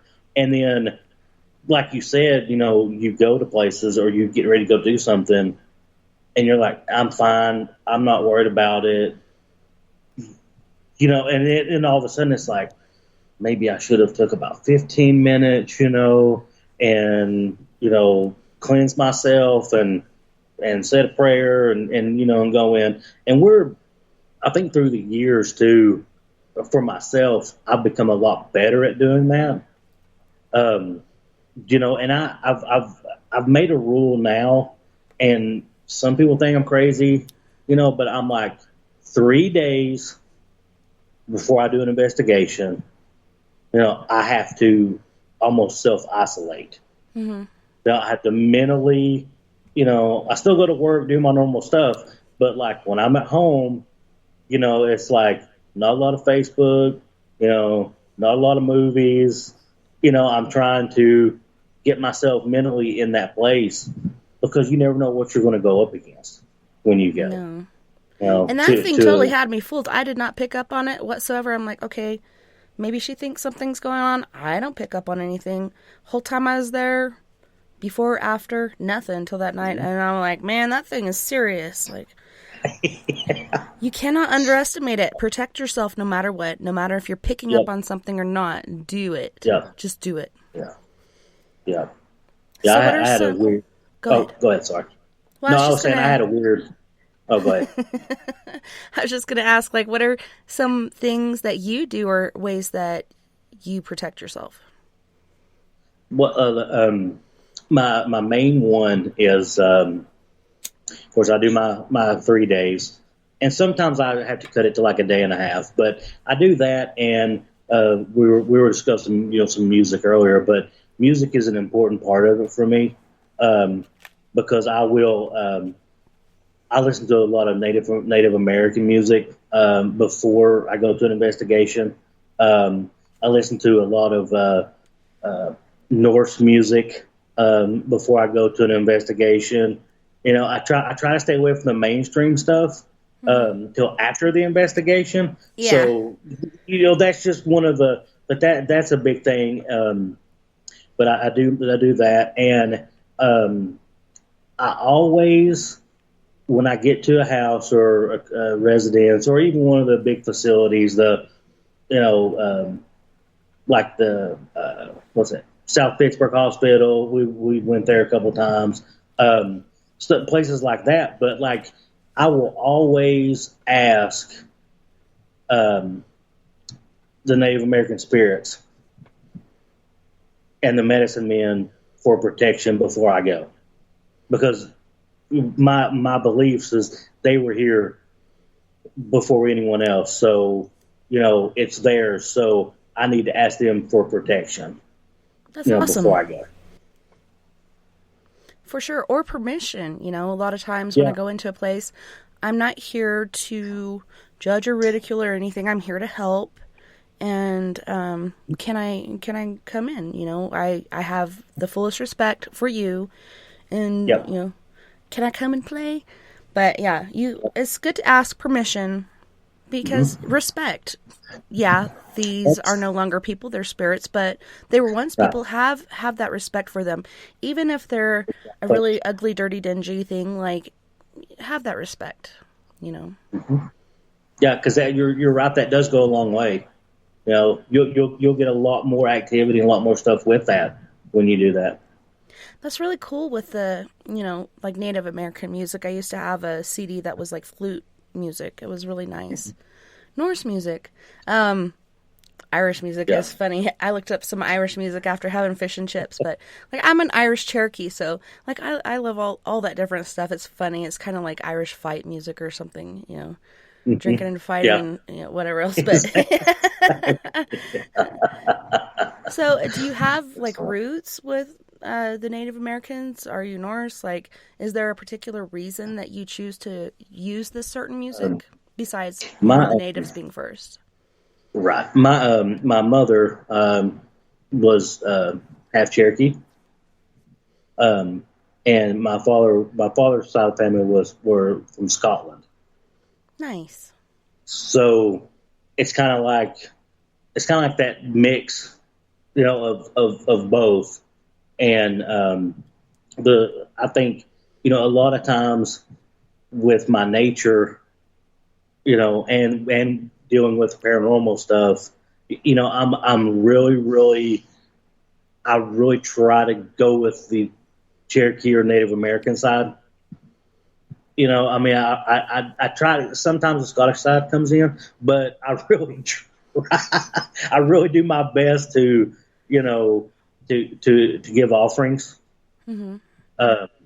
And I still do that to this day. At my house, and my neighbors think I'm crazy, but every 3 months I take a basket of fruit and candles and water and stuff out in my backyard, and give thanks. And I'm sure my neighbors are going, "It's that crazy guy." We live next to. Who's he taking food to? Is there like some sort of underground thing and he's taking food to hostages or something? Exactly, But I try to play more to that side, just because of the the land. I try to connect more with the land and stuff. Yeah, it's amazing, like how much stuff is out there that is related to natives or First Nations people or whatever you'd like to refer to them as. But that's mind blowing. Like even Vicito, about 15 minutes away from me, used to be Ute land, and of course there was Spanish and French wars and all kinds of different things before, and then of course the white man comes in and takes over, and then the government comes in and takes over and says, hey, we're going to put a reservoir here and you have to move your property. Right. A lot of people resisted that, but it's funny, when they did make the natives move, that land was cursed, whether somebody did it or just because of the act itself. Yep. So many murders, suicides, deaths due to drugs, addictions, so on and so forth is all over the place there. It's very beautiful. I got married on Middle Mountain, and then Dylan Redwine got killed and his body was spread on Middle Mountain. I mean, so many different things going on. And it's funny, they built a park and then they had the Utes come in and bless this certain area. And I'm like, man, heaven bless the whole fucking place. But this certain area, I guess, is safe now. But it's very intriguing, the different things that happen. Do you guys have anything like skinwalkers or dogman or Sasquatch, things that Native American lore talks about there in Tennessee? No, not locally that I'm aware of. I do. As far as like history, I'm a big history buff. But and it's kind of crazy in a way because the house I've lived in for the past 20 years, which I live here now, um, was actually Native, of course, Native American. Um, but one of the Tennessee's first governors owned the land, and then we had through the records and stuff, I was able to trace back, some Civil War history, um, and stuff like that. But it's kind of I never really had a whole lot of like Native American experiences until I moved here, and it's like it was mind blowing actually because you don't realize it through your ancestry, and then all of a sudden it's like you're starting to see or you're shown different stuff because I remember the first year I moved up here. I was all, it was great and everything because I live kind of out in the woods a little bit, and I'm out here and I'm working on the house and I'm doing this and that, and I'm of course at this time I'm aware of my gifts and I'm aware of everything, and as far as I know, and I'm out mowing my yard and I look and I'm like, why is there a Native American standing there watching me mow my grass? I said, no, there's no way. And then, so I get the full like body chills and, that somebody's staring at you, somebody's watching you. And, I'm looking, I'm like, no, I know nobody's home, nobody's next door, and I continue to mow and I start getting this weird feeling of like, I need to hurry up. I really need to hurry and get this done because I'm messing with something or I'm messing something up that's not cool. Yeah. And so it was like that night or not after that, when I finally had time, I started doing research and stuff and found documents and this and that. And excuse me. And that's when I started doing my offering, my fruit basket and the water and stuff like that. And even when I was out, I had some trees in the front yard I'd cut down, and I kept hearing those voices like, well, you've cut them down, now you need to replant. And I'm going, no, I don't. It's my yard. I don't have to do this. Leave me alone. God. So, it was the craziness of it. And I'm like, okay, whatever. And so I went to the local hardware store and I was getting some mulch and stuff, and I kept hearing this voice, and it was like, those trees out there will be fine. I was like, I'm not buying dogwood trees. I'm not going to do it. They're so pretty. I came home with 3 of them. Yeah. And planted them. It was weird because, it's almost like the land speaks to you to an extent. And with that into the paranormal, you have to listen. You have to listen to what it's saying because it can be good and it can be bad at the same time. Yeah, it's funny. I don't know about you, but for me, when I hear spirits, I hear my own voice in my head, but it's the inflection and terms and different things that this certain person is using where I'm like, okay, that's not my inner thought. That's somebody else, like my dad or my mom or whoever talking to me. And so I can pick up on that. At first it was confusing. Like, are these my inner thoughts or no, that I could tell that was my parents. So that's pretty cool how that happens. But Native American stuff is like very serious. In Arkansas, at my granny's house, my sister tells me this story. Okay, back in the day, our great-granddaddy, he was an Indian outlaw, and he got shot and he crawled up on this hill, and then this is where our great grandma decided to come and make her home. Okay, I'm not sure if that's true or not, but I know indeed that my grandma's house has to be built on some sort of Indian burial ground, or there's some sort of shenanigans going on there, because I've seen, when I worked and lived in Fayetteville, Tennessee, I met this lady when working at the Best Western Inn, and I was telling her about these little goblin gremlin looking things that I encountered as a kid and how they chased my brother all throughout the house until finally they caught him. And then after that, he was always in trouble. No matter what he did, what he tried, he's always in trouble. And she's like, oh man, that sounds just like my cousin. She went through the same thing, and they called them kobolds. Well, just recently I go online and I'm like, okay, kobolds. And I look, and those look more like gnomes as far as they wear clothing, so on and so forth. Like, these look like gremlins, except for the fact that their ears were a little smaller. They had the little pug noses and the slippery looking skin, shiny skin. And they're dancing Kinda around like this bond. Huh? Like Pugsley, like Pugsleys. What? Yeah. Yeah, little pug nose faces. Yep. But yeah, they're dancing around this bonfire, and some of them have drums, and some of them have spears or daggers or whatever. And I see this light coming through my window, and I'm like, that's not normal. Like, the chicken yard's out there, there's no lights. So I crawl to the window, and this is in my mom's room. This is the room my mom grew up in. And I had to later on, because my mom died, and then my dad took it really hard and sent us for vacation and never sent for us again. But I creep down there, and I'm looking, and I'm seeing this, like, unbelievable thing. And then all of a sudden, all at once, they stop, and then they turn to look. But as soon as they stopped, I, like, slammed myself back in the bed. And you know the armor, as a kid, your sheet?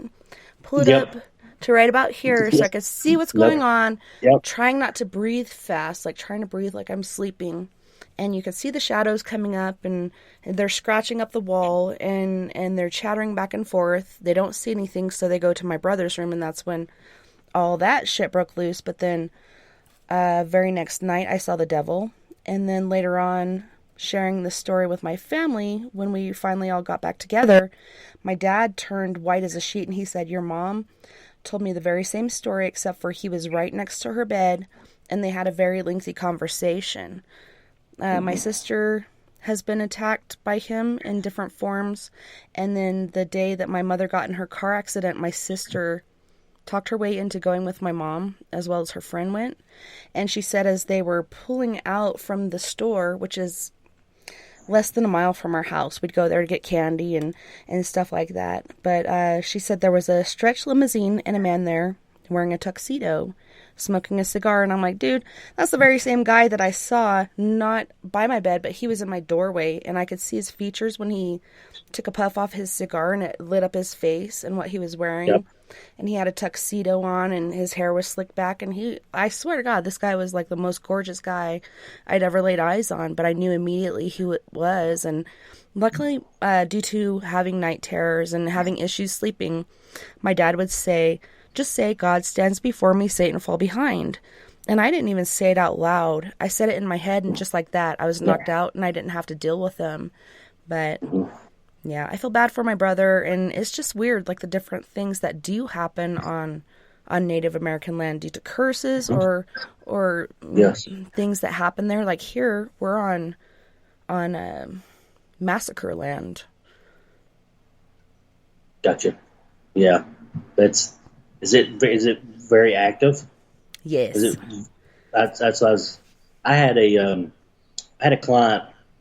We're on the national database for paranormal teams and stuff, and I had a client call. This lady called me. It was like 10:30 one night, and I'm like, okay. And she's spastic, like she's freaking out. And I'm like, calm down, what's going on? She goes, I've tried to email people and call people, and nobody's returned my calls, and you actually answered your phone, da-da-da-da. And I'm like, what? We're here to help. What can we do? And she's like, she goes, I keep seeing a dark figure. She goes, I keep seeing this same figure over and over and over again. And it keeps pointing at me. And she goes, I don't know what to do. And I'm like, okay. So, and as I'm talking to her, of course, I'm picking up energies that, as she's telling me this. And she goes, I don't know what to do. And I was like, well, we'll schedule something. We'll get something, we'll get out there, da-da-da. And she's like, okay. Well, she called, and she goes, you don't think I'm crazy, do you? Because she goes, I'm a graphic designer and I've got 2 degrees and I know I'm not crazy. And I was like, no, you're not crazy. I'm getting what you're saying. And so she's like, I'll call you back tomorrow. I was like, okay. So I talked to her for like a week straight, like every day, 2 or 3 times a day. And so finally one day she tells me, she's like, she goes, the land that I live on with my grandmother is Native American land. And I was like, yeah, I said, I didn't want to ask you, but I kind of figured that. And she goes, I keep, having these, problems and stuff. She goes, I don't know what to do because I can't sleep. I can't get my work done. I'm constantly terrorized. And I was like, I said, have you, gave an offering to the shaman? And she's like, what do you mean? I said, the medicine man. I said, have you went out and gave an offering? And she's like, no. And I'm like, well, I said, what do you have in your possession that he wants? And she literally dropped. I heard the phone drop. And you're like, ow, that hurt. And I'm like, hello. And she picks up. She's like, I am so sorry. And she lives probably like an hour and a half away from Knoxville. And she's like, I just freaked. She goes, I just like froze when you said that. I freaked out. And she goes, the other day, she goes, I talked to my dad, and 6 months ago, he had gave me a box. And in this box were arrowheads, parts of tomahawks, stuff, because they have a bunch of land, and it used to be a big farm. So they find these different things. Right. That's awesome. And he took it from where it was originally at and gave it to her.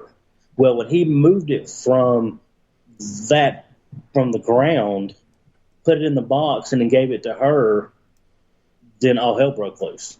Mm-hmm. Because, it was disturbing. It was disturbing it. And basically, I was like, that black mass, that black figure seeing is the medicine man and possibly a chieftain, and they're wanting their stuff back. And she's like, what do I got to do? And I'm like, in the morning, get your dad. I said, over there by the creek where, and she stopped. She goes, what do you mean? I said, well, the way your house faces, I said, when you walk out your front door, now we had a conversation, before that. And I said, you walk out your front door, so you go to the left. I said, you don't need to go to the right field. You need to go across the creek to that field and put that stuff back. And she was like, how did you know that's the field it came from? And I'm like, I can just see it. It's right. Yeah. And I could see it in my mind. And I said, you need to, get some fruit and some water and stuff. I said, you need to ask them, for, the forgiveness for removing it from the land. I said, and, blessings for you and your family. And she goes, so if I do this, everything's going to be fine. I was like, yeah, you'll be fine. I said, it immediately, I said, you'll be okay. I said, you'll feel it. And so they got up the next day and she called me and she's like, we took everything back and we buried it and everything's fine now. And she goes, you're right. After we buried it, and we told them, we're giving it back. We didn't mean to disturb it and stuff like that. She's like, everything changed. And I'm like, yeah. I said, it's kind of weird how that works. Right. In the spirit realm of, this is stuff that are hundreds of years old that have never been messed with or bothered. And then, whether you're doing the good deed or not of clearing or whatever, you're moving that stuff. And that was just a story of how that interacts of, the Native Americans and the process. It's just insane to me, like the lack of respect a lot of people have, especially oil companies out here. And they're constantly finding graves, and they'll dig up bones and they'll plant their well station and then just leave the bones uncovered. Like they don't even have a care in the world. And my oldest daughter, Kinsey, was telling me she has a friend on a property where they have wells, and they dug up these bones as they were getting the wells planted. And she said this girl hears voices all the time. They're always telling her to do bad things, so on and so forth. And it's like, why don't they have an agreement with the native tribes to come in and rebury and bless these sites instead of just leaving people uncovered? Like, would you like that? My great grandpa was dug up and put into a mass grave to build a freaking park of all things in Chicago. But so That's many crazy. different things dealing with Native American culture and such. Like my mom, she went to Mesa Verde, which is about 30 minutes from here, and she went into one of the kivas and she saw 3 tribesmen. I think they were medicine men, and they were doing a ceremony. These aren't real people, these are spirits. But she had gone down while they were doing their thing, and they were very pissed off that she had interrupted. And my dad said when she came up, she was white as a sheet, and he's like, "What's going on? Are you okay?" And she told him what happened, and then after that, she felt like every car on the road was after her. That's when her whole whatever was complete. Living here in the Four Corners area of Colorado, I grew up in Cortez, moved to Mancos later on, and I lived in this matchstick house, which was 3 different cabins put together that were taken from Mesa Verde. They were bought and moved to this property, but there was paranormal things happening there. Like, I'm vacuuming the house because somebody's coming to look at it the next day, and I hear this entity in my ear just screaming at me at the top of its lungs. And I'm just like you said, I'm trying to hurry up and vacuum and get the fuck out of there because I'm by myself and I don't know what the hell this thing is. And that's the first time I encountered a spirit animal in that house too, was a black cat that I almost stepped on once and it ran. And then I saw it again, jump behind the couch, searched the whole house, could not find it anywhere. And then skinwalkers, holy shnikes, those things are insane. I've seen a few. That's on a whole nother level of, the transformation and stuff it's insane. It's crazy. There's so many things going on. And it's funny, when I was talking about these kobolds, gremlins, or whatever the hell they are, I call them goblins. But the closest thing that I found online that resembled them was the Kentucky goblins, except for the fact that their eyes didn't glow. Unless it's reflecting off light or fire or whatever, like any creature, human, cat, whatnot. Their eyes didn't glow like these Kentucky goblins are said to do. They're said to be gremlin-looking things with glowing eyes. Perhaps alien. I don't know. Could be something native as well. It's insane. It's crazy. It's intriguing. I want to know more. It does. It makes you think a lot. With all this stuff going on in the spirit world, it really makes you, like your brain can't keep up with all this. Because it's 24/7, 365. And, sometimes you're like, hey, slow down a second. Let me process this. It's like, no, you can't process this. You got to figure this out, or this is going on, or. Ain't nobody got time for that. But on that note, we're going to go to our second music break. And here we have Dan Medina, who is from Krakow, Poland as well. He's a part of the band Gravity, but he's kind of doing his own thing. And this song is called I Won't Let You Go. And then we have Gravity from Krakow, Poland with My Last Goodbye. And then Fred Johnson III with Sugar. I just really love this guy. And he's from County Canyon, California. Weird name. We'll see you guys in just a bit after this musical break.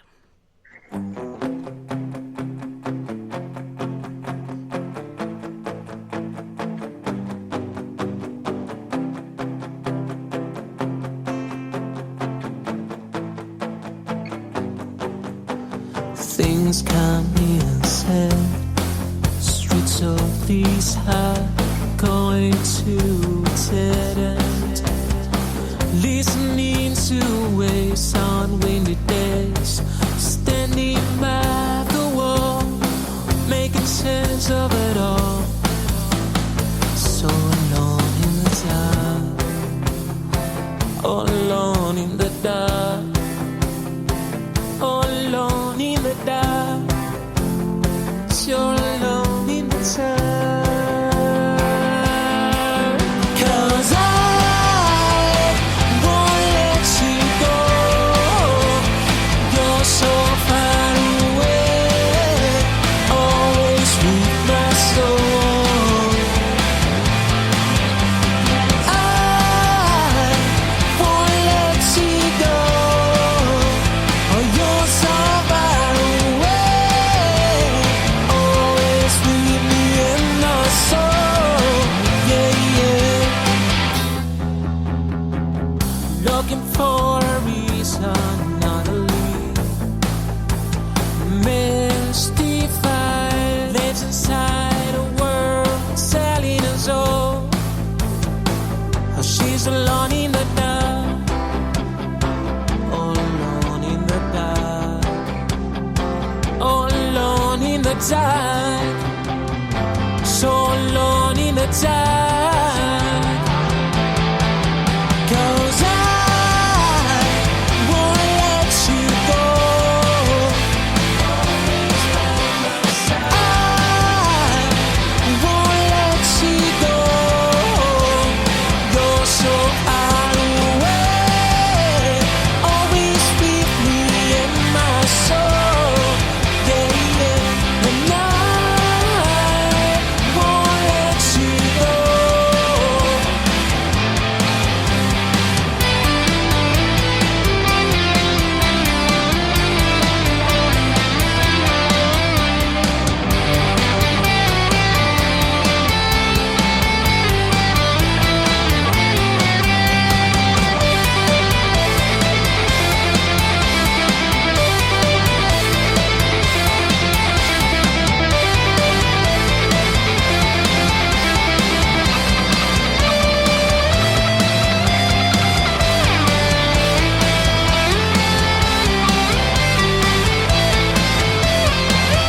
And I won't let you go.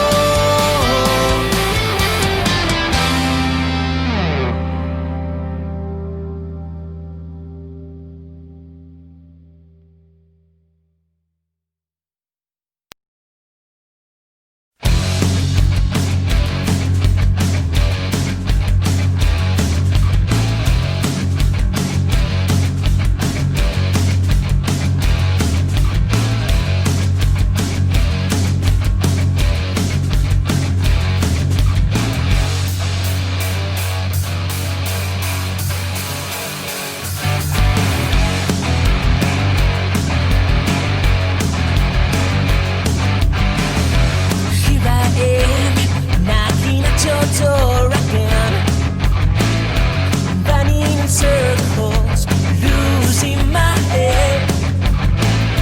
I never been good enough for you, so why can't you see anything I do? You say you can save me,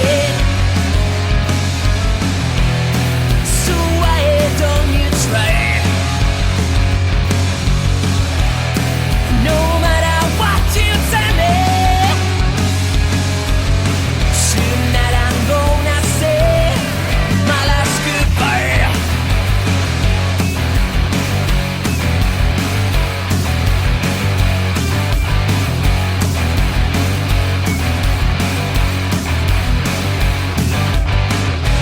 Here I am, kneeling on my knees again, running in circles, losing my head. I never been good enough for you, so why can't you see anything I do? You say you can save me, so why don't you try? No matter what you tell me, tonight I'm gonna say my last goodbye. Oh.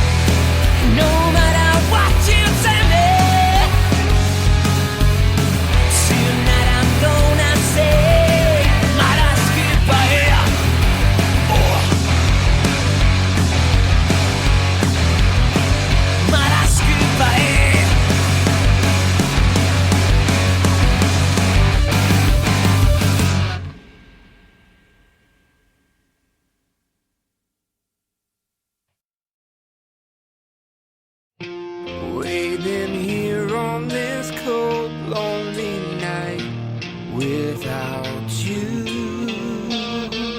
The tension's overbearing. Wondering, are you coming back home again? To inspire fondness with love. Where did our love go wrong? My sugar.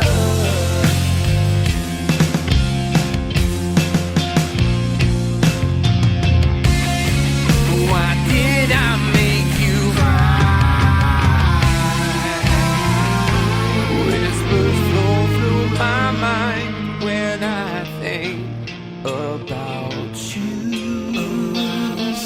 That warm feeling in me.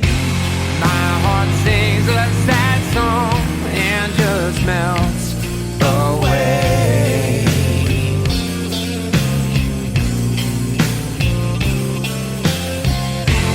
Please look into my eyes, my sugar.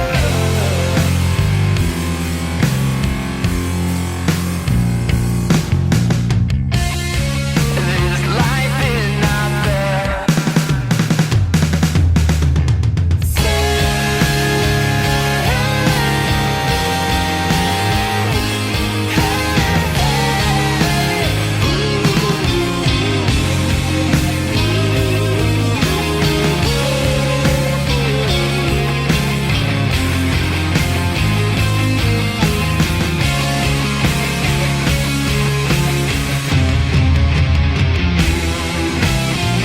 Until the sun doesn't shine anymore, I'll be there.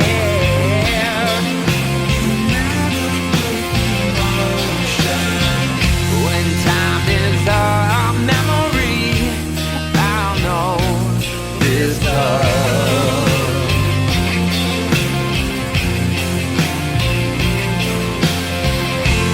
You will always be the one, my sugar.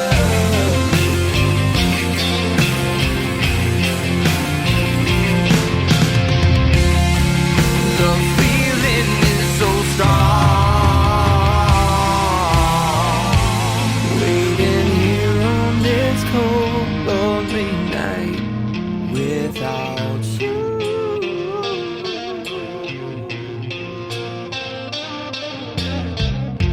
Where did our love go wrong, my sugar?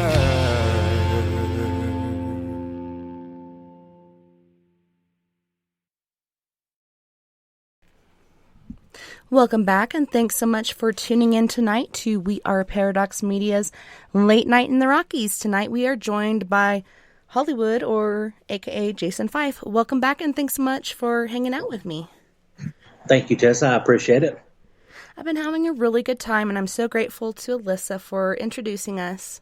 I just feel like, I'm with family. I feel at home. Me too. I've really enjoyed it. It's been a great podcast. Nice. I'm glad. Very important to me for this to go good. But we were talking kind of at the last part of the break about battlefields in the Civil War. Have you guys encountered any sort of soldiers or anything like that there in Tennessee during any of your investigations?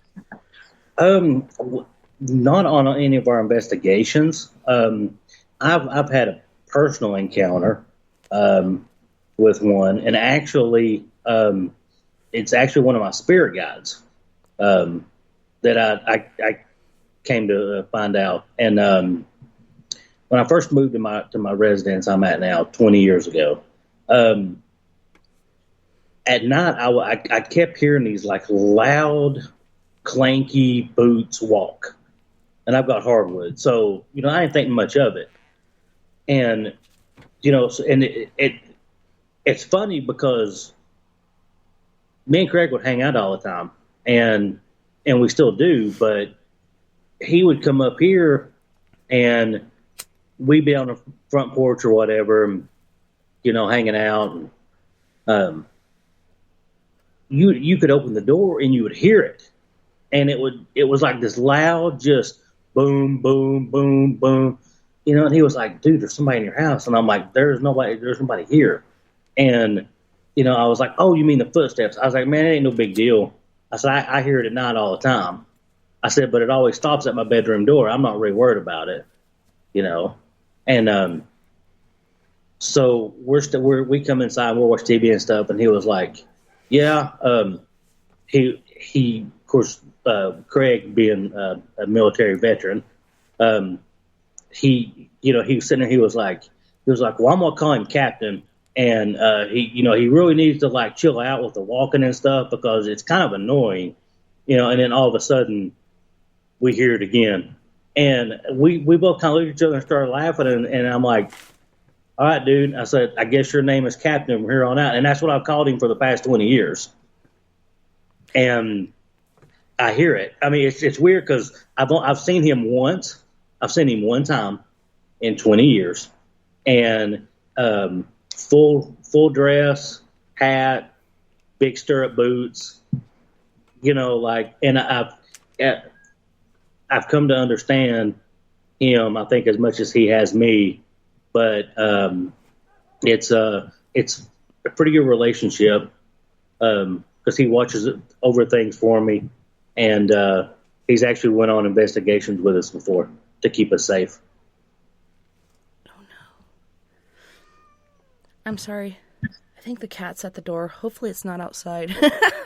But so when you saw it, what color was the uniform? From looking at it, it was gray. Yep, it was because the hat was bent.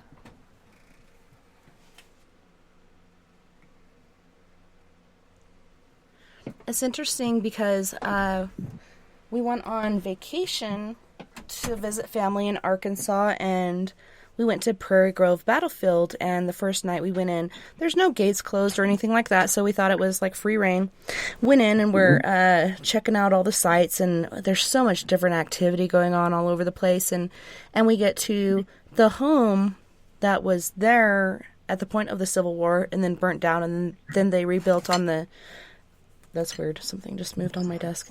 It was rebuilt on the same foundation, and we're looking through the windows, taking pictures, and you can see that they're rebuilding this house slowly but surely. And my daughter, Nova, is like, I just saw a man run up the stairs, and he's wearing like a cream-colored uniform, and yeah, he just like took off bolting up the stairs. I'm like, well, maybe, thinking of cream-colored or khaki-colored uniforms, maybe it was a park ranger that had worked there and, was just hanging out.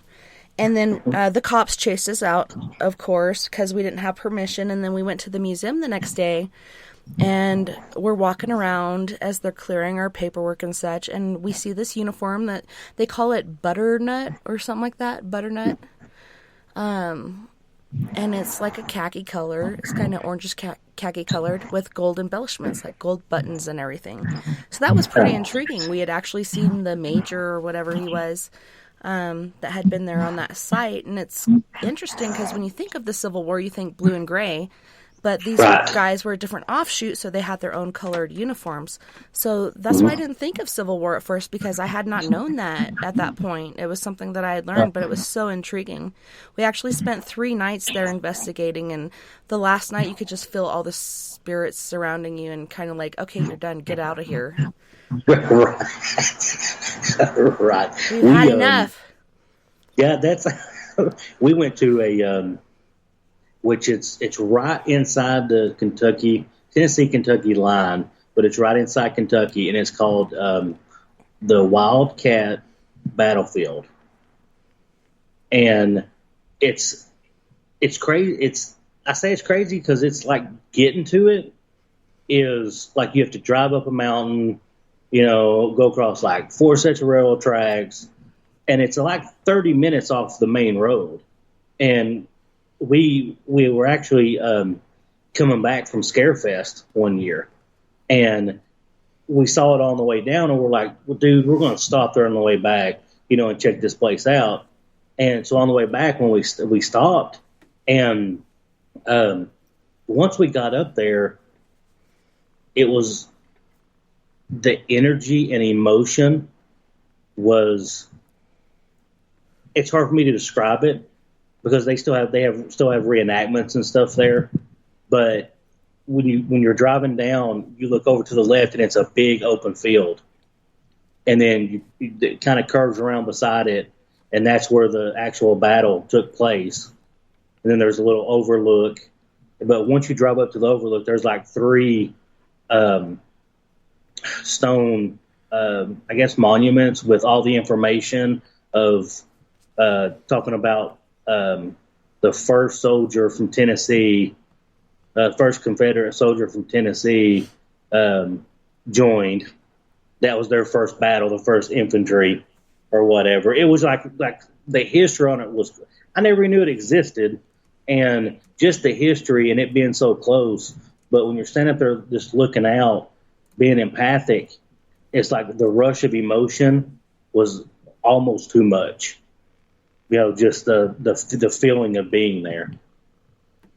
Yeah, it is pretty overwhelming. There was one point, and I believe it was on the 3rd day that we went into driving along the path instead of walking everywhere. So we drove down into this, looks like a riverbed, but it's just a bunch of trees in a little crevice going along the property. We pulled down in there, and I set up my cell phone to play, hey babe, to play sounds from Civil War. So you hear cannons, gunfire, people shouting orders, so on and so forth. And I have the speakers out the window playing this sound, and all of a sudden Nova sitting behind me is like, Mom, can we go? I just want to go. I just want to go.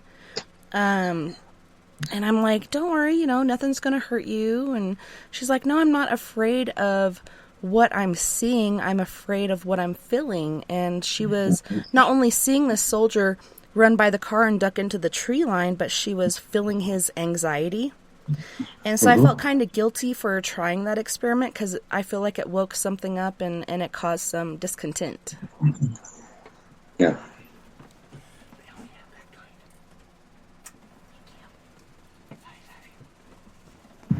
Yeah, that's a thing of with the anxiety and stuff, and that's it's. I don't think it was a bad thing that you did it, but just the rush of emotion, because being in the paranormal and having gifts, you never know where it's going to come from. You have your days where you do know, but the unexpected ones that you feel or that you get, the energies and stuff, are the lesson. I like to call them the lesson ones, because we learn from it, and then it just helps us, through life. Yeah, it's amazing, like, how long spirits hang around. Like, this general had a previous wife before he married his much younger specimen of a wife, but her name was Mary, and we actually got pictures of her on the flare camera, and we went to this certain cabin that was hers, I think, after they separated or divorced. He had her on the property still, but in a house a distance away.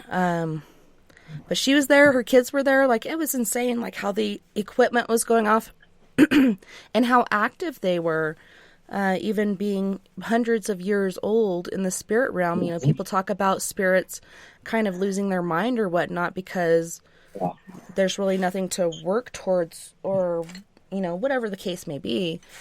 But they're still there, they're still active, and they're still very much intelligent.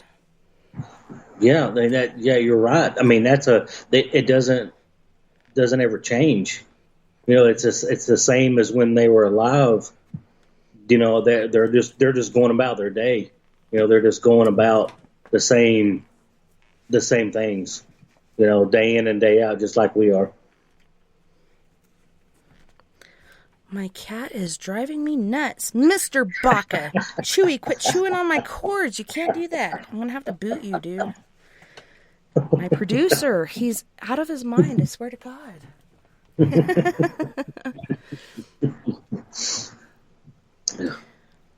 But yeah, it was very intriguing how, like, spirits, once they've had enough, sometimes they'll just be quiet and not communicate anymore, so you'll just go away on your own. But we could hear the branches cracking and the leaves crackling and, you know, just people approaching. You could feel the energy encroaching, and we're like, all right, we're good.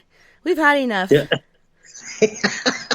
I think I think that's a lot to do with the anxiety. You know, having the anxiety and stuff. It's kind of like one of those side effects that you're not really sure about. And then, you know, when you're there and you're in the moment and all the anxiety that you've ever had, and then, you know, you're standing there and you see that apparition, or, you know, you feel that complete energy, it makes it all worth it, I think. You know, all the nights you couldn't sleep, or, you know, it's like that sort of that validation of, I'm actually seeing it, you know, even though if it's for a split second, it's well worth it.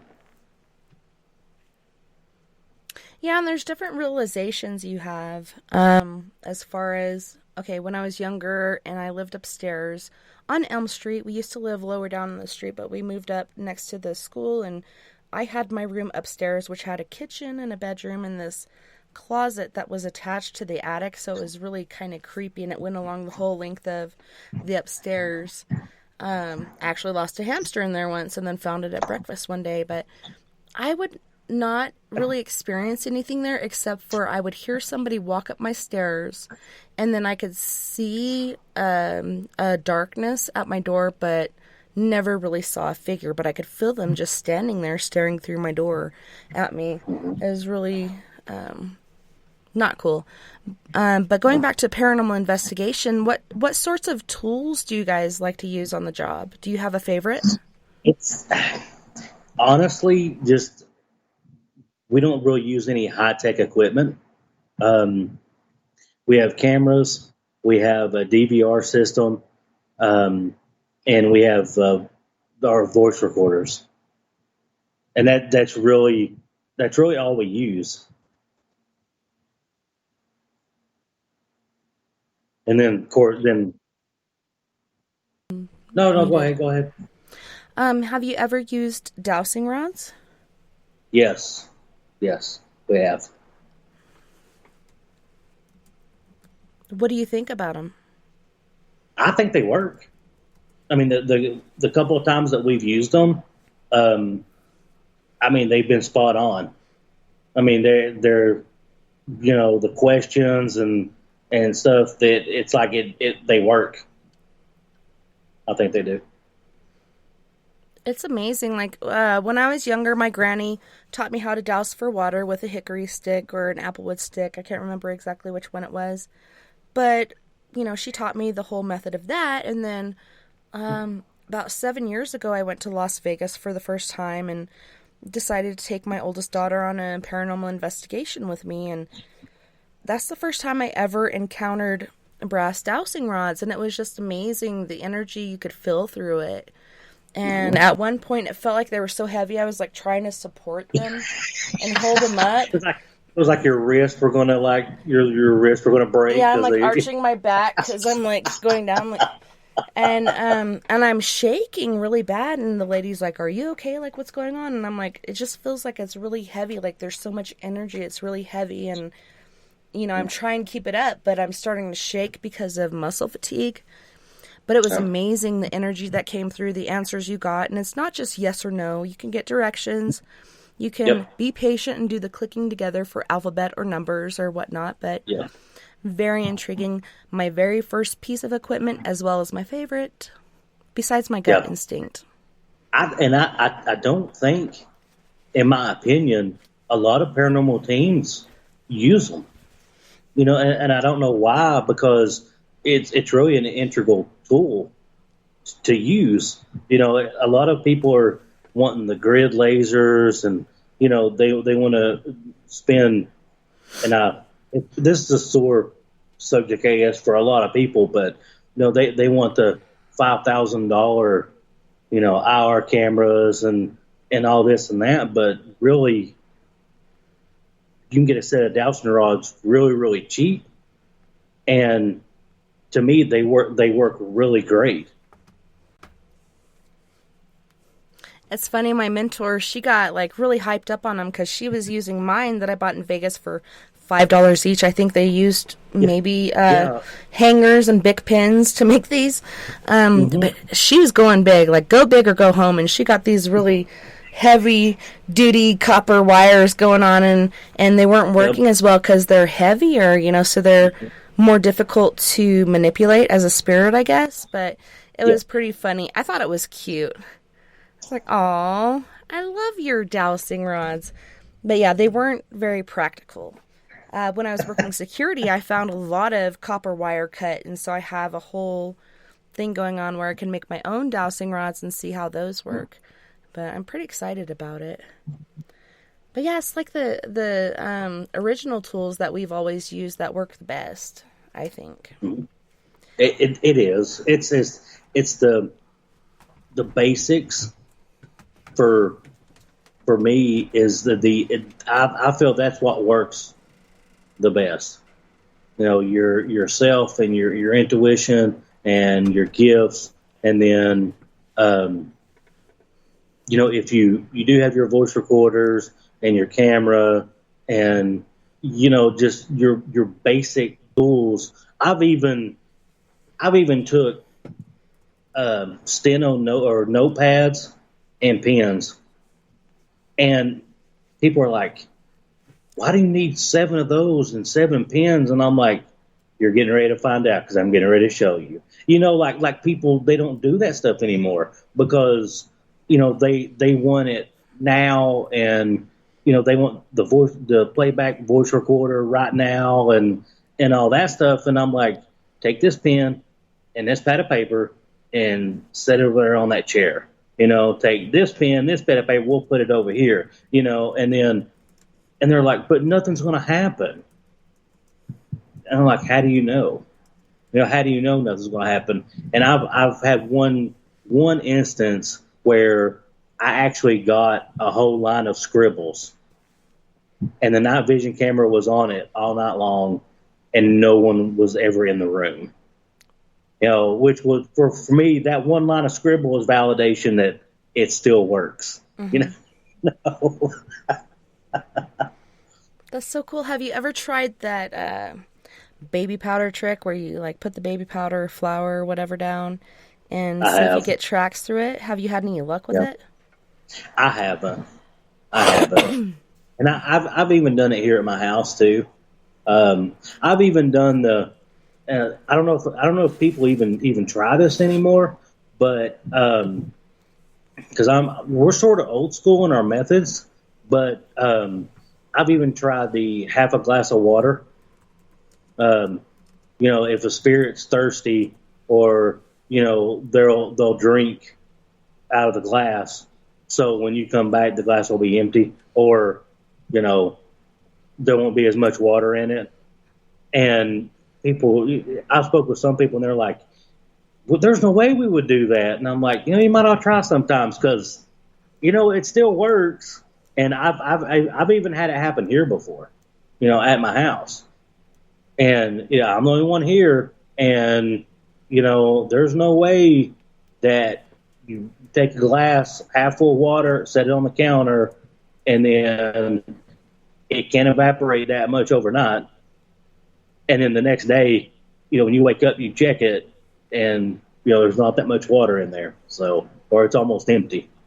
Yeah, unless you're living in Hill, a.k.a. Arizona, don't expect your water to disappear overnight. Right. And a lot of, I was talking to an investigator the other day, and we were sitting here just throwing back different techniques and stuff. And I was like, yeah, I said, you just, you know, I told him about the pen and pad, and he was like, have you lost your flipping mind? And I'm like, maybe. But, you know, y'all should try it sometime just to see if it works. And then I went to the glass of water, and he was just like, he goes, you're not right at all. He goes, you've really went off the edge. And I'm like, no, I haven't. I said, just this is stuff people did, you know, way back before, we had all the devices and stuff, and that people have forgot about. And I try to do some of these things when we go on investigations just to see if it still works. Yeah, I think it's so awesome that dowsing rods are coming back because they've been around for centuries. Like the French Yep. used to use them to hunt down Yep. people on the run, and then Germans like scissors and sausages. Are you serious? Like, okay, I could see that working as dowsing rods. I guess whatever you could use to communicate with the spirit world that they can manipulate could work, but it's cool to see it coming back and like some old school stuff coming back into practice. And I like what you're talking about with the water and stuff. I haven't heard of these different techniques, but that's pretty awesome. Yep. Thank you. Go ahead. Oh no, that's it. Well, I was going to ask, have you ever used a Ouija board? Well, as a paranormal investigator, when I was younger, I have once, but I haven't since I've been doing the paranormal investigations. We have a lot of cases. Where we deal with a lot of cases involving Ouija boards around here. I don't know. I don't know if it's different in different places or not. But we have had several calls, and it's right around Halloween, like right before Halloween. Right after Halloween. It seems to hit those months. End of September. 1st of November, somewhere around in there, and it just seems to go up where we get them, and people are like, "I'm having like crazy stuff happening at the house. My TV turns on and off by itself. The recliner has moved.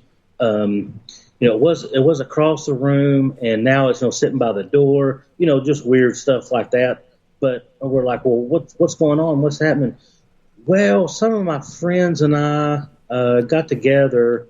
And one of them bought a Ouija board at the local Walmart, and we thought it was a toy, and we just wanted to see what would happen. Yeah, we just wanted to see what would happen, and now it's like my lights turning on and off by themselves, and my water turns on in the kitchen sink. But yeah, those are really good. Clients, especially with the paranormal. With Ouija boards, it's like, what better way to market it than, oh, this is just a parlor game for shits and giggles. Yeah. And we're going to market it to children as young as 7 years old and up. Right. And a lot of people use this and they don't go to goodbye. And supposedly, if you don't close it out, it just leaves that doorway open. Do you think that... Ouija boards, dowsing rods, and other tools are the same? You're allowing a spirit to manipulate, or do you think Ouija boards is kind of something different? I think a tool is a tool. I think it's all in how you use it and how responsible you are with it. I don't think a lot of people buy Ouija boards just to have it, just to have fun and stuff with. I think a lot of people buy it and they know what they're buying, and then they get it home and they use it for a specific purpose. So I think the tool is a tool. So and I've got some really good paranormal friends that use them. Mm-hmm. And it doesn't bother me a bit that they use them. I always kind of like to say, hey, just please make sure you do it responsibly when you do it, just for the simple fact, close it out, say goodbye, and, put it away. So act like your mama raised you right and say goodbye, okay? Yeah, but I've had to go to several clients' houses and pick up Ouija boards, and where they've either let them on the porch or have set it out in the driveway, and I'll take a bed sheet and salt, wrap it up, bind it, put it in the trunk, and dispose of it, for them. Yeah, it's interesting how different people do use it. Like my mentor Kat, she used this thing like a freaking cell phone, and she invited me over several times. She's like, "Hey, you want to come over and use the Ouija board?" And I'm like, I used it that one time when I was in MRP, but I think I'm good.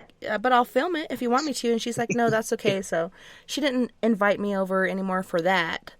But yeah, she had weird experiences. Like she would babysit and she had certain toys, and then all of a sudden the toys would start going off on their own.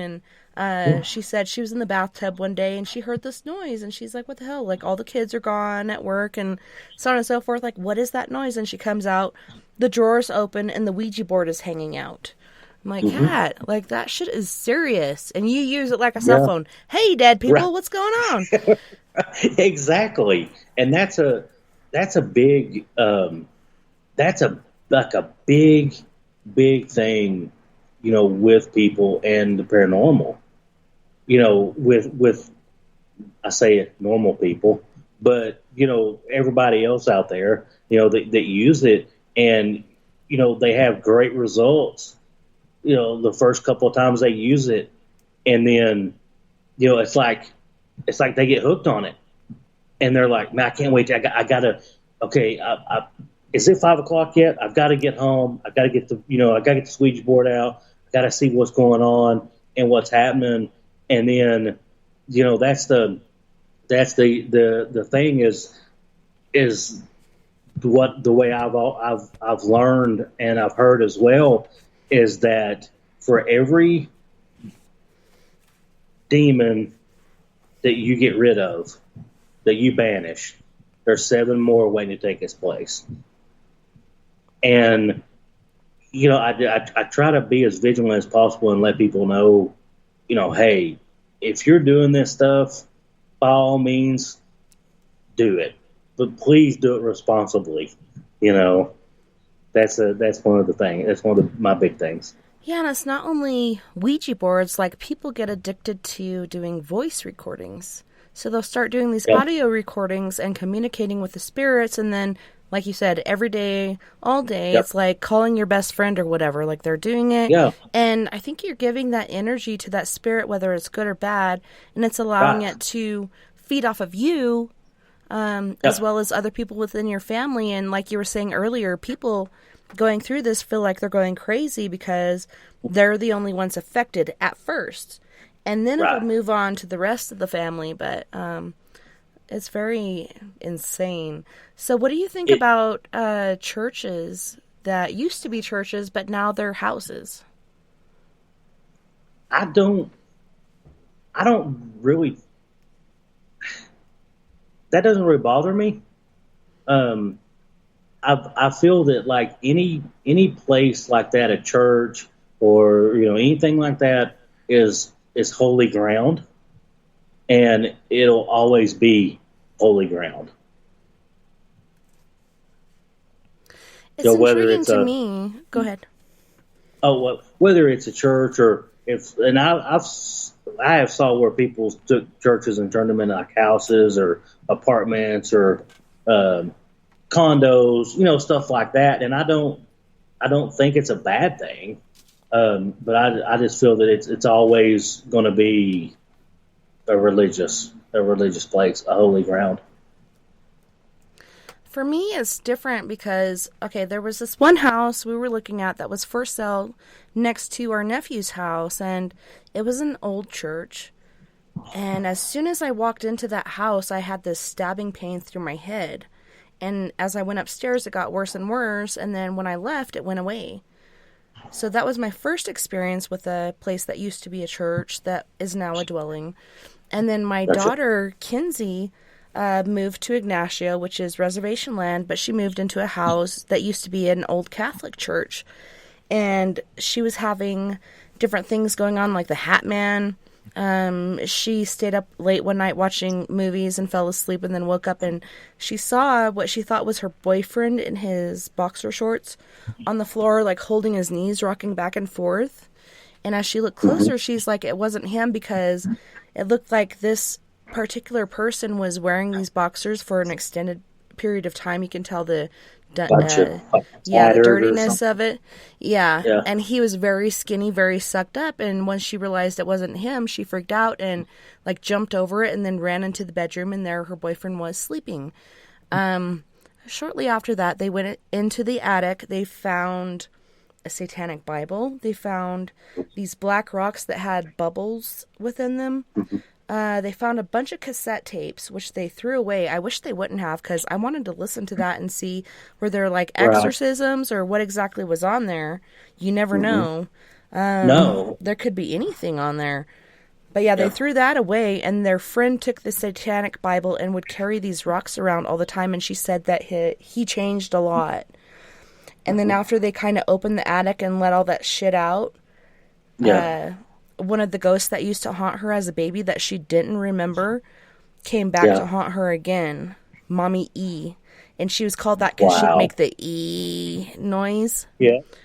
But yeah, she looked like she was in the bathtub too long. She said Mommy E died to go be with baby E. And she was in this dream in a bathtub. And she said Mommy E came through the door and was walking towards her and then tried to drown her. And she's like, Mom, I did not remember her until I saw her, and then I knew exactly who she was, and then she tried to drown her in the bathtub. And she's like, how did she find me, like 30 minutes away from where we used to live? How did she find me? And I'm like, I have no idea, but I don't think she's encountered her anymore, so that was very strange.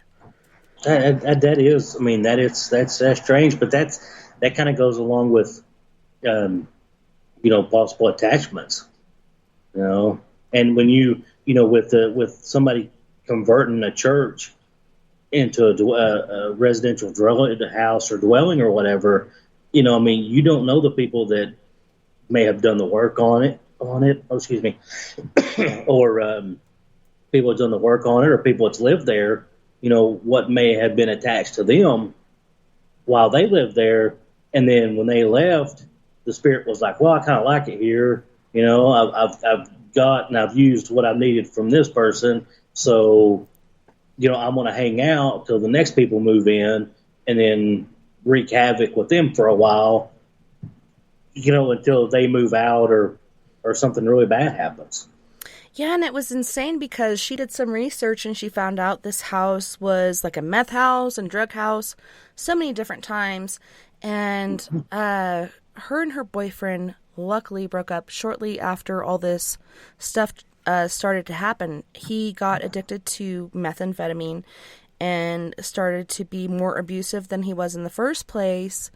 And I started to think, I was like, Kinsey, do you think that this entity you saw on the floor rocking in front of you could have been a projection of what Timmy was going to become?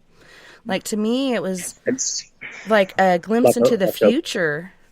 Like a forethought. Yeah. Like this is what's going to happen. Showing, yeah. And that's a big thing. I know with that, and having abilities is, you start to, see things for what they are. You actually start to see, people, even though you meet them or whatever, acquaintances and stuff or whatever, you start seeing and you're like, I can't. You're like, I can't, because there might be stuff attached to them, and these people, they have no idea, what's going on or anything, and they may just they think they're normal, but you're sitting over here like, no, there's some bad mojo, going on, and especially with an empathic or with gifts, it's really hard a lot of times because you want to see the good in everybody, and you really try to. Mm-hmm. And if they have something attached to them, or even buildings or residences or whatever, you want to see the good in that, but it stops you from seeing it, because all you see is that attachment or that spirit, or the stuff that goes along with it. Yeah, it's pretty crazy how all that stuff happens. There's, like I said, so many unanswered questions that we're trying to find, but I think until we're on the other side, we won't really know. There's so many different things going on out there. Yeah. So, as far as your paranormal group, Lost Souls Paranormal Detectives, what was the very first job that you and Craig got to work together? We actually, I worked with a lady, and this is our very first case. I mean, we're fresh out of the gate, had never been on an investigation together, and we actually, she had a condo, her and her husband and her daughter, and she kept telling me all the time, because at that point, I didn't really tell a lot of people that I was into the paranormal, because at that time, in the Bible Belt and, and all that stuff, you didn't publicize that. Like, that's not something, that you wanted everybody to know. And I talked to her a little bit about it, and she was like, because she kept telling me her kitchen sink would just turn on and off all the time. And, and I'm like, well, it's probably your daughter, she's at that age where she can get up there and turn the sink on. And she's like, no. She goes, I've had it happen when I'm in the house by myself and be upstairs, and I'll come downstairs and be like, okay, why is the kitchen sink on and the refrigerator door's open? Just out of nowhere. So we ended up, she talked to us and she was like, I know you guys hadn't really done anything together, stuff like, but just come on over and check it out, and so me and Craig went over there, and it was a pretty good experience for a first investigation, because I mean, we were new at it, so it was like, okay, we've got our Kodak 10 megapixel camera and one EV or one digital recorder, and we're going to go over there and we're going to see what we can find. And it was pretty good, and we learned a lot from that case, because with that case, just like a lot of cases, you never really know the truth until you get there. You never know until you walk in that front door, and then all of a sudden, well, I meant to tell you guys sooner, but, and that's like the key phrase, I think of every paranormal investigator. And I'm looking at Craig going, what have we got ourselves into, and, but it was basically, I mean, while we were there were doors that would open and shut. It was a 2-story condo, and it was a middle condo. So it had 2 condos on each side, and then the next building was kind of like across the way a little bit. And we're sitting there like, okay, this condo's in the middle. You can hear people from next door. If somebody slams the door next door, you can hear it. Like if somebody was walking really fast down the hall, this door's loose. It's ajar. We were sitting there trying to debunk stuff. And it was a really good learning experience.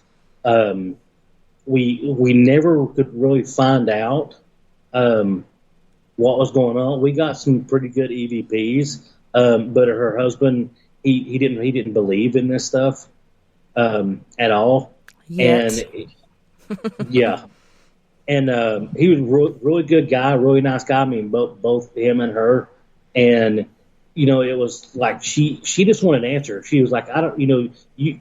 She even came to the point, she was like, you can tell me something's here, I'll be fine with that, but I just cannot keep coming downstairs and my kitchen sink be on. Or the cabinet doors be open, or, her cereal bowls that she had stacked up, all nice and neat, 5 high. But when she come downstairs, 2 of them will be on the counter, upside down, and the other three will be in the same place. Just the randomness of, but it was a good learning experience, and we learned a lot of do's and don'ts and stuff off of that case. So have either one of you ever been physically attacked?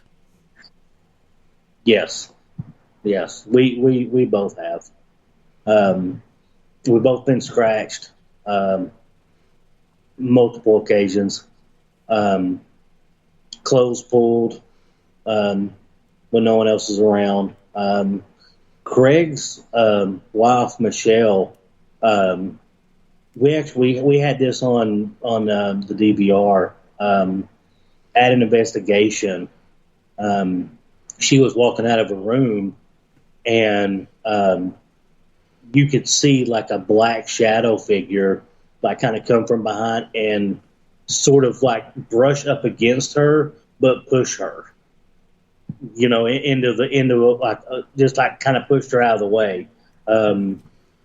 We both had heard our names on multiple occasions.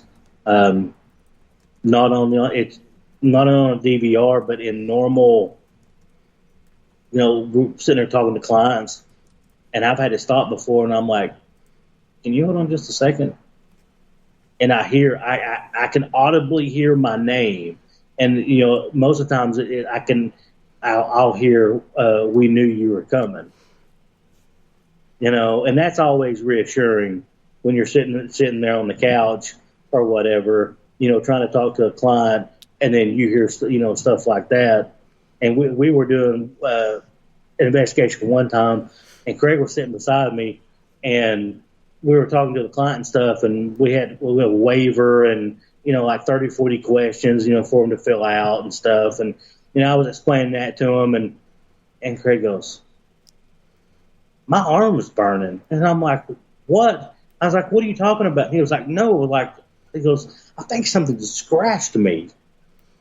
And he pulled up a shirt, and he had like little scratches on his arm, like they had just happened, and we like looked at each other. We're like, it's going to get interesting. I can, assure you. So, like, what do you do when you get scratched? Is there any sort of protection or anything you try to use, or do you just try to shrug it off, or what exactly do you guys do to counteract that? Most of the time, we'll just kind of just chalk it up to being in the paranormal. Just kind of part of it. We don't. It's not really anything that like. When it happens, you're kind of shocked, but then you reel yourself back, and you're like, okay, wait a minute, this is part of what we signed up for, so we're going to have to deal with it. But as far as like protection and stuff goes, we pray before we go in, stuff like that at the houses or investigations, and that's really all we do. But we always try to look at that stuff from every angle. Yeah, it's interesting to me. I haven't been attacked a lot, but okay, so we went up to Vallecito to investigate my daughter's friend Dylan Redwine. He got basically murdered by his dad when he had to go on a court-ordered visit for Thanksgiving in 2012, and we went up there to try to find answers and try to communicate with him, and we actually did get a hold of him. Like, all he said was hello, and he was very surprised that we could hear him. But we went back down to where the house was, and there's a group of 5 of us at first, and then we took one person home because she wasn't a part of the team, and we didn't want her to be privy to this certain thing that we were going to do. And so we go to the house where he was murdered, and there's a cattle guard, and Cat and Glow go across it because we're going to snoop around and see what we find around the house. We're not going to break in or anything, but they go across and they're like, hey, what are you guys doing? Come on, you guys, come on. We only have so much time. And me and Sadie are standing there, and we're staring at the house like wide-eyed.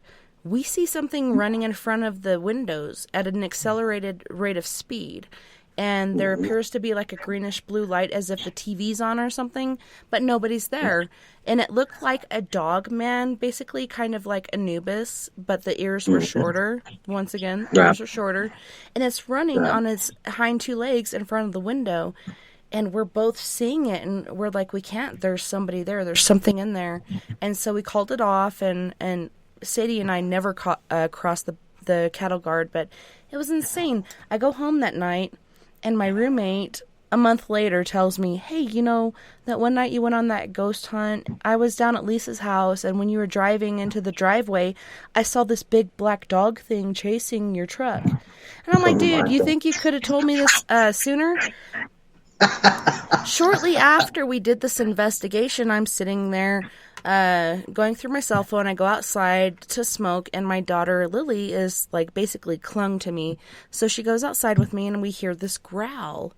And I look over at the driveway where I hear this noise coming from, and then I look down, and Lily's looking the same way with her jaw wide open, and I'm like, did you hear that? She's like, yeah, I'm pretty sure that was just Hercules. And I'm like, no, Hercules is in the backyard. That was something else. I think we need to go inside. And I go inside, and I get on my cell phone. 2 emails in, I feel this burning on my side, and I think perhaps this spider or something got under my shirt and bit me. And I looked, and there's 2 scratches along my pant line. Not only was it burning, but I felt intoxicated, like I was on some sort of drug or something. I was feeling very loopy and weird. And I had this little spray bottle full of holy water, Catholic holy water. So I sprayed on there. Less than 5 minutes, it goes away. It happened again 2 days later. This time it was 3 scratches. And same thing, felt really lightheaded, loopy and stuff. And I sprayed it on there. It took longer this time to go away, but it still worked. But it was just like intriguing to me, like, what is this? What is it trying to get across? But it's insane, different things that happen. You're trying to help people, and these things don't appreciate it. No, and that's a if anyone's watching this that they've never been on an investigation, or they're curious about the paranormal, please get with someone in the paranormal field that's been doing it for a while, and ask them questions, like drive them crazy if you have to. You know, I mean, it sounds silly, but I mean, ask questions that you wouldn't think you need to ask, because that's the questions that are going to help you. You know, if you go to investigate somewhere with your friends or whatever you do, you know, you're going to 9 times out of 10 you're going to run into something, and when you do, you want to have the basic knowledge of, you know, what to do, what's happening, you know, because you don't want them getting hurt or, you know, God forbid, possessed or, you know, anything like that, because then it's to a point, you know, to where people can help you, but it takes time to do that. So, how can our listeners find you and your paranormal group? Okay, you can. We're kind of old school on this. We don't use like a whole lot of you know, the web pages and stuff like that. But you can find me on Facebook, Jason Fife, and I have our logo on there. Or you can email me at jasonfife75@gmail.com. Either one of those ways, you can find us, or you can get on Facebook, and Craig Hoffner, he's on there too. So that's basically what we're doing right now. Since we've come back from our break, is we went really basic and very simple. Yeah, just in time for COVID.